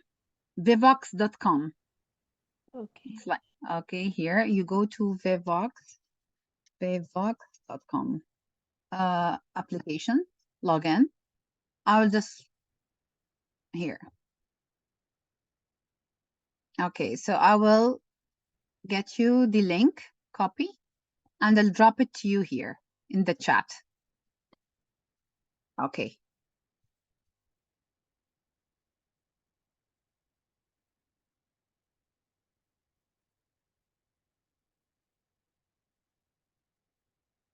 Okay, so just trying to have this, your feedback for a trial. Okay. Okay, so students are supposed to have your answers. Here we go. Okay, so I have here total responses, and after each lesson, your students can tell you through this application the percentage that you got in every lesson. It depends. Some people would prefer to do it by the end of the entire lesson, which takes around 3 to 4 classes, especially if we're talking about literature, or we're talking about English classes in general, or sometimes science classes. So by the end, you can get to know the percentage of your students' understanding, which will help you to tell what areas of improvement you would like to focus on later on. So if you find that your success, let's say, percentage was around 70%, it means there is something that you need to work on in order to improve. Okay, for example, now, and it will show you the result, show result here. Okay, for example, after you stop, it will show you everything. Okay, see? So let's say here you have the responses, total responses.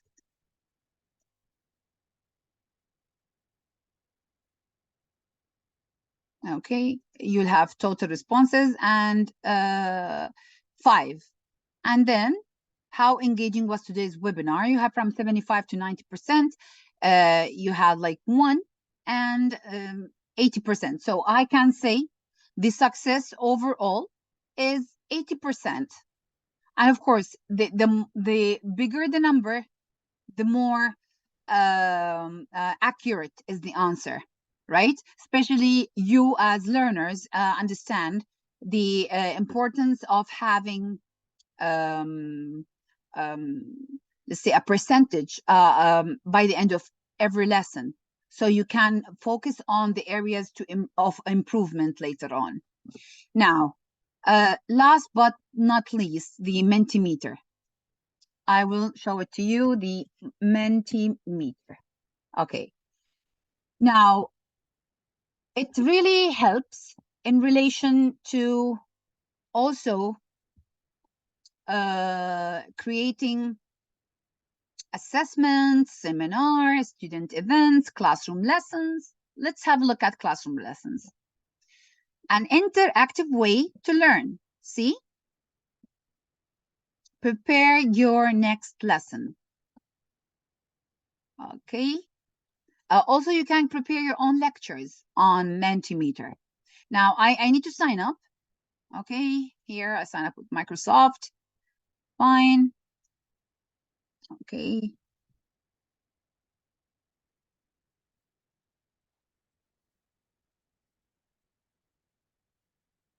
Okay.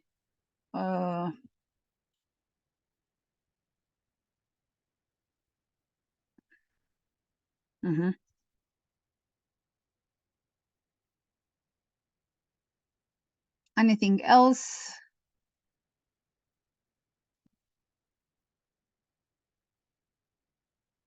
Okay.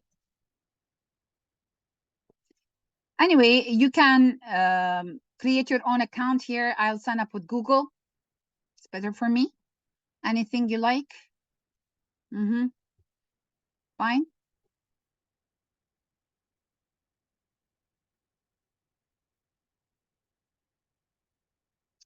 Which one you want? Basically, education. Educator. You can also limit yourself whether you want it as for a teacher or as an educator. Okay, next. And here I continue with 3. Choose your plan. Happy, energized, positive, quiz, survey, up to you. Okay, let's see quiz. Start my own. It's all about barcode as well. And slide type.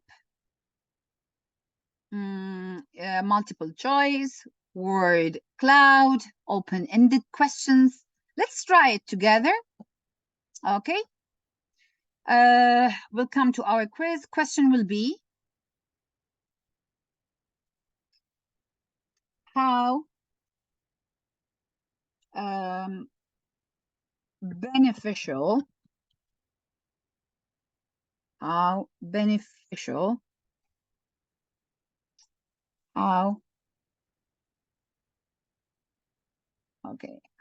beneficial was the webinar to your future lesson planning? Okay, we can use it as subheading. Enable voting, enable multiple submissions, up to you.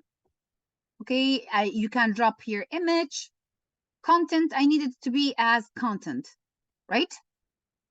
Okay. So, how beneficial was the webinar to your future lesson planning? So if I'll ask you to go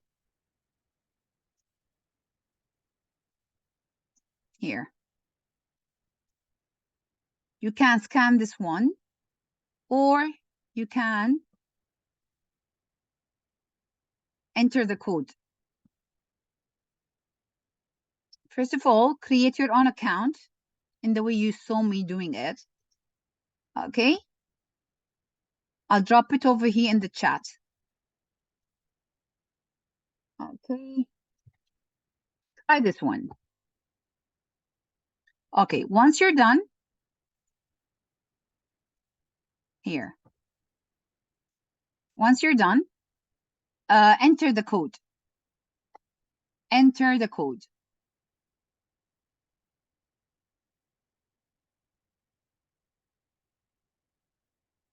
And then add your answers in here, which will appear in front of me now.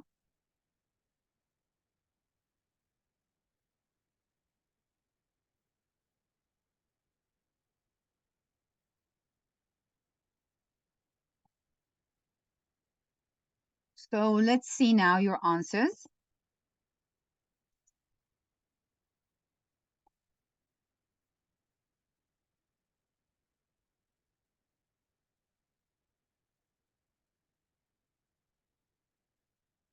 Okay, let's see now.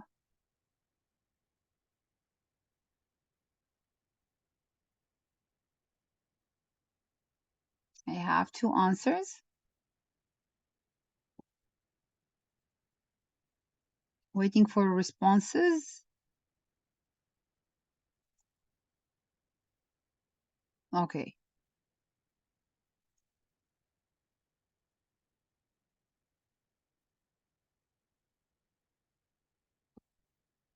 Now design, is it active? Okay.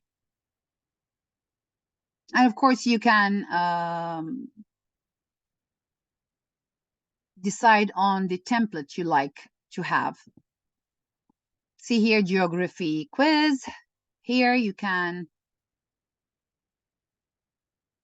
add a prediction or a pre-course assessment, you know, to assess, you use the template you like in order to have your students' input.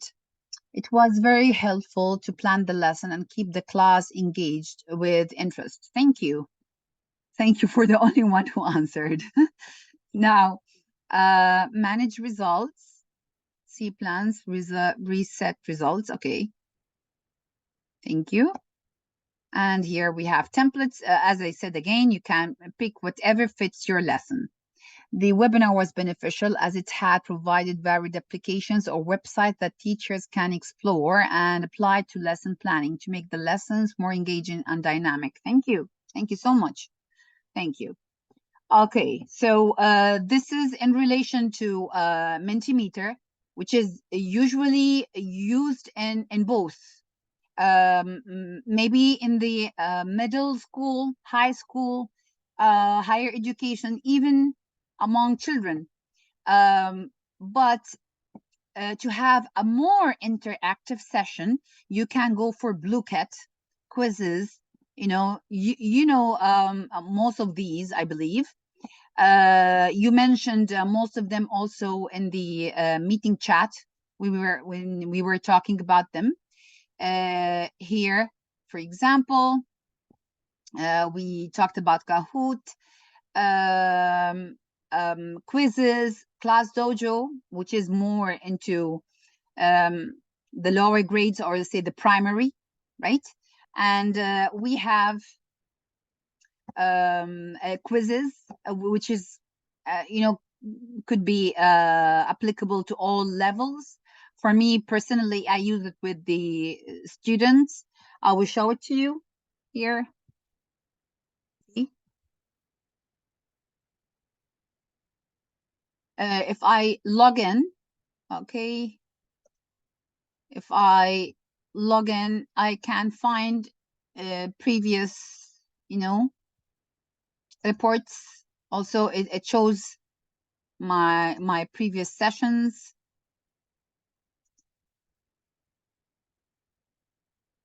My library, what I used to save, my content, all of my content.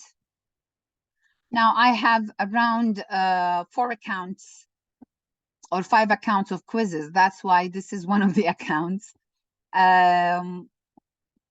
So if I here go to more, log out, and then I log into my another account. Okay, continue with Microsoft to sign you in. Okay. Ports. See, this is one of the accounts, other accounts that I usually use. It tells me the success of each lesson that I usually had. Like, for example, in September 2022, subject-verb agreement was only 57%. So I had to revisit my teaching strategies to what will help me in future improve the level of level of students engagement, students understanding, you name it. It depends on your objective. Look at the total participants. In here, I had 68 participants. In another occasion, I had 76. They scored 67%. So it actually tells me what I need to work on in order to improve my next planning. So this one, I use it as a pre-assessment just to know what exactly I need to work on. Also, I have some previous here, as you can see, reports. Look at the participants. I have some work since 2021. See? These will actually tell you what exactly you need to focus on. See? 13 participants, 93%. So I know that the lesson went well, right? So anything that goes, from my point of view, below 70%, it means that I need to revisit my lesson strategies, my lesson objective, my lesson activities, also the content that I have. Okay, so I'll get back now to page number 3. See? Here, make and do the differences. July 11th, I had a very small classroom. Okay. And then we're talking about dependent and independent clauses. For example, 58%. After reteaching, the students got 72%. So on the spot, you can tell what needs to be fixed, right? So these applications would really help you in knowing the needs of your learners, right? So this is basically from my side regarding all applications. We have Kahoot as well. Kahoot, that I love how up to date it became. Before it wasn't that, you know, it wasn't that optional, but I like now the changes they've made. So continue with Google, let's say. Okay, I'll have here. Okay. You can pick whatever fits you. You are a teacher, right? Are you teaching in a school administration, Is it for your own business, higher education, let's say? For my case.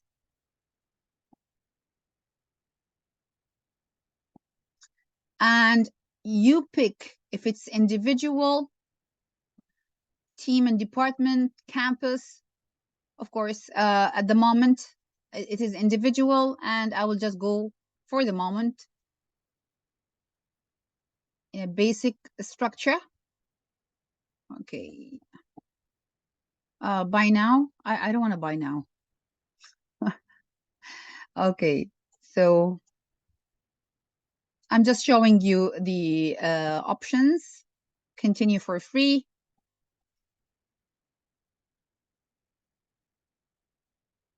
Okay, later on, if you like to upgrade, as I said, you can upgrade depending on your school as well. Some schools are offering these upgrades for free. Like, you don't have to pay anything. Your school will be paying, or your institute. Like for our institute, for our university, the university is paying the upgrade of the AHA slides. And that's why you might find the slides that I have are like really more advanced compared to the basic ones.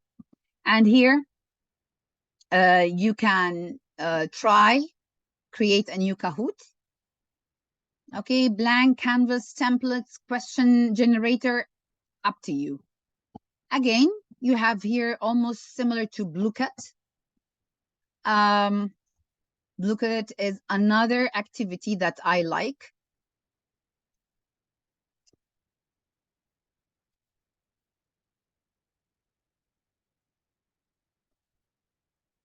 What I like about it, that sometimes you don't have to really spend a lot of time creating your own questions. Why? You can just type the questions and you find, okay, sign up. Okay, let's sign up.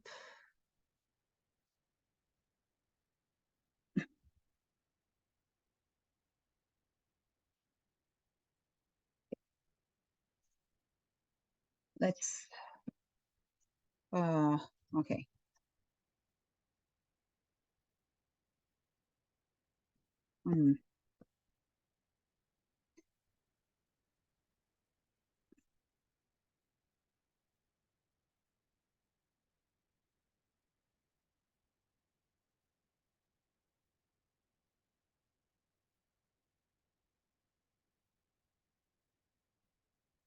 Okay. I don't understand what's going on. Okay.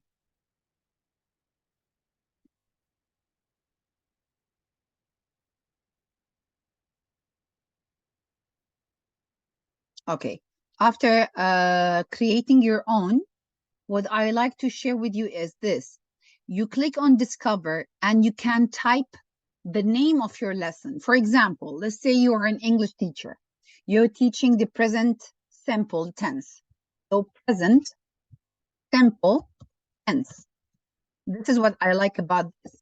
Just click on this. You will have lots of activities. See? Show more. And you can modify the questions by yourself. For example, here I have, see, show answers. So you can fix each one of them. And then after creating that, you can either host or assign as a homework. It's up to you. For the ones who do not really know about the Bluecat, I usually use it even with the students in the universities who are like undergraduates. They love it. Why? Because you have some games that are similar to the ones that you play during your free time. So it is really convenient. At the same time, it is something different. So let's say I host.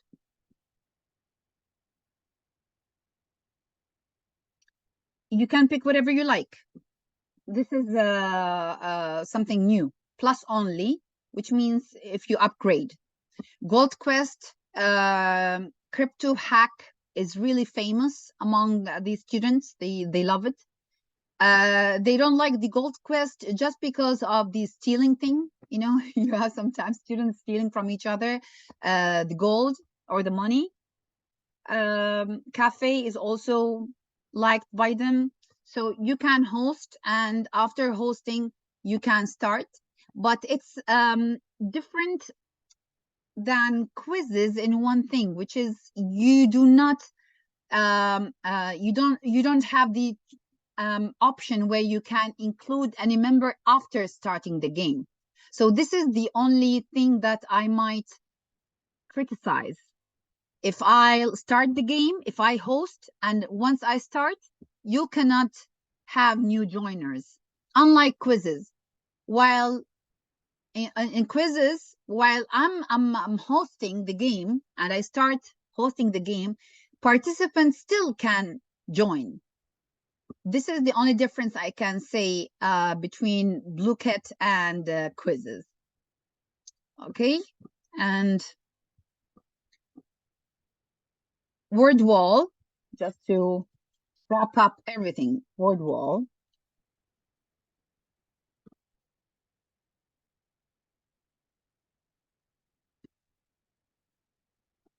Okay, what else I have?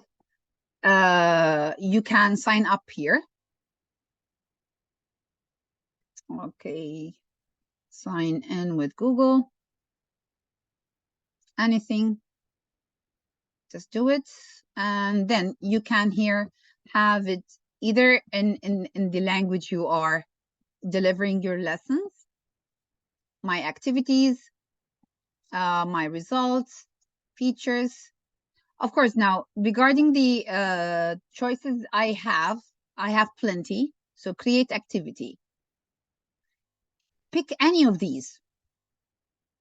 Match up, quiz, find the match, open the box, group, sort, unjumble, label diagram, missing word, random wheel. I use also this random wheel thing, which is really helpful. Anagram is extremely helpful for the lower grades.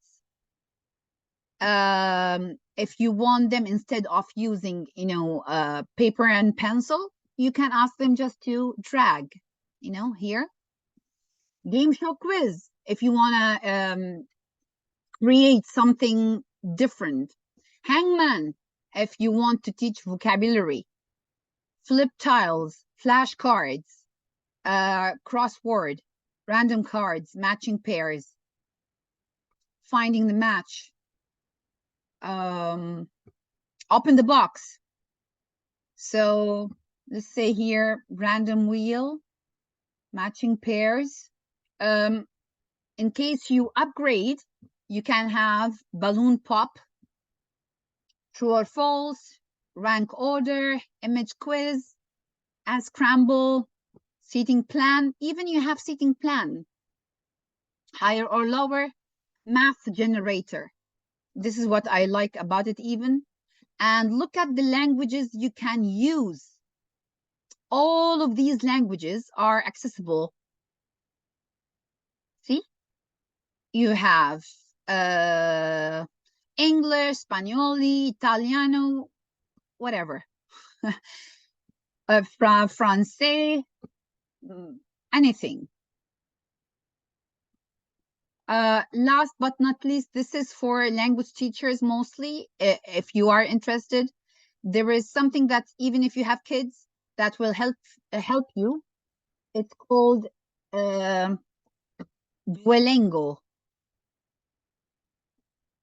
It is really popular, Duolingo. This is something new as well. I'll just here copy, drop it for your reference. Just a second.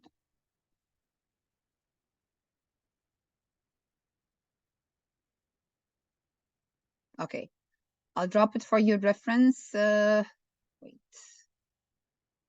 In the chat.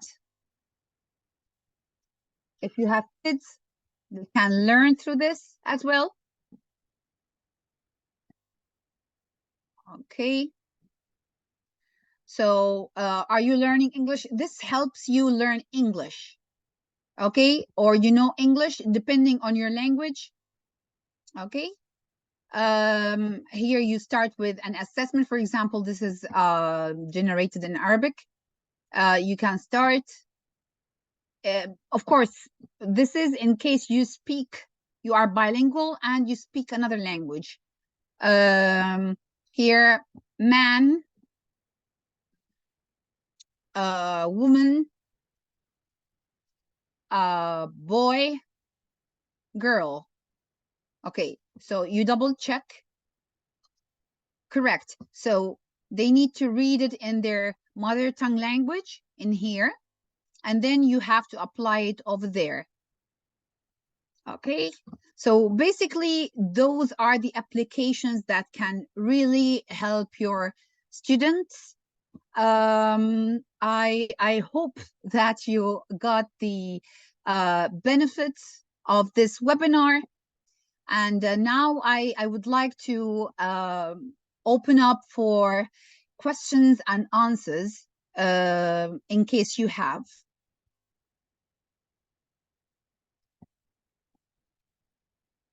I would like to keep it now, the last 10 minutes of our session, for questions and answers. If you have any other input you would like to share with us, if you have a feedback, or what future webinars you would like to learn about in future or later, please let me hear you in the meeting chat.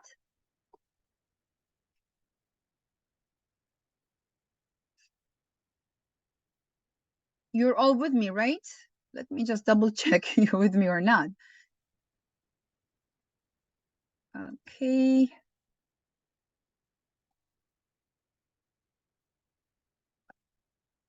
Okay, let me see. Okay, here. I think I have someone here. Okay. Thank you, Dr. Shabana. You can use your mic if you like to say anything. Yeah, of course. Thank you, Dr. Maryana. Yeah, you're most welcome. And yeah, actually, I cannot say or I cannot express in words how much your sessions helped me. From the bottom of my heart, I'm telling the truth. Thank Because you. I was aware of only this Kahoot and or a Mentimeter. I was aware of that, but I didn't use that. Then the first three things, like all those things were very. Actually, I felt upgraded myself, and I believe, and I not in a belief. I'm sure that you have done very justice to your topic of webinar. Thank you so much. Thank you. I'm participating from India, Kerala. I hope you have heard about that. Yeah, sure. Hopefully in future I'll visit that. I'll visit it. Sure, Yes, sure. And if you don't mind, please provide your contact mail ID while working on these presentations. I mean, or all these applications. If I am getting any confusions or doubts, can I contact you? Yeah, sure. I will ask Miss Mercy to provide you with my links where you can contact me, because after all, I would like myself to thank Dr. Sharon, who actually contributed with this idea, the need of having something related to technology. So yeah, I'm so happy to know about your opinion. Thank you so much for sharing your feedback, and we would like to know even if you have something more for future to learn about. Yes, please. Thank you so much, Doctor. Thank you. Anyone else? Maybe, yeah. Kandil, thank you so much, Kandil. Thank you. Yes, thank you. Anyone else would like to open the mic, speak up? No problem. You are most welcome. I would like to hear you. You're most welcome, Rupa. Thank you. Anyone else? Angelise, thank you. Thank you. Your feedback really is important to us. So if you like also to... Yeah, go. Sorry? Thank you, Ms. Lubna. Thank you. Whom else? Someone was saying, I think, is it Mr. Said?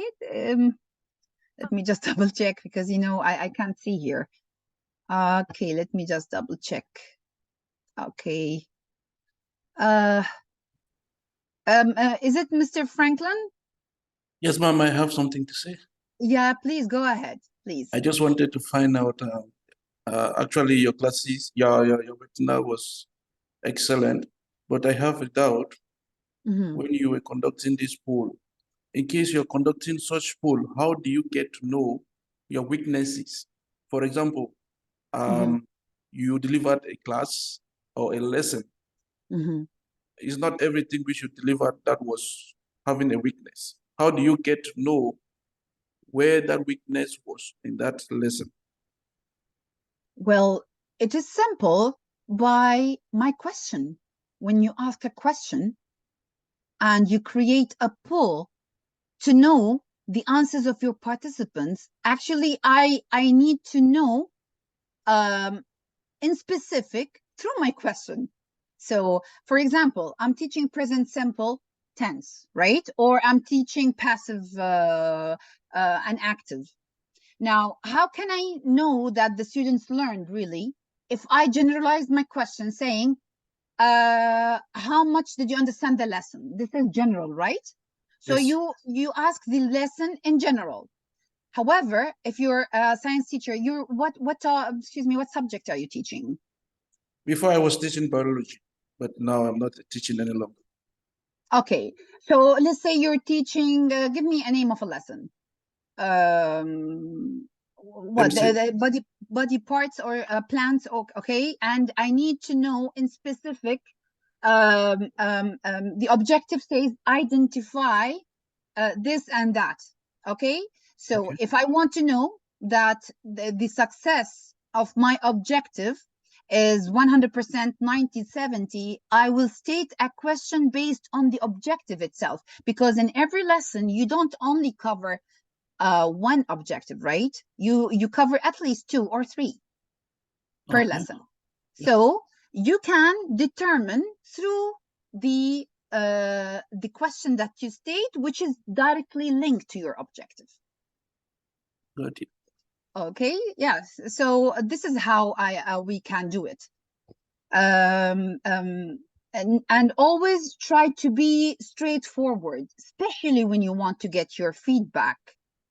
Do not state any question in general.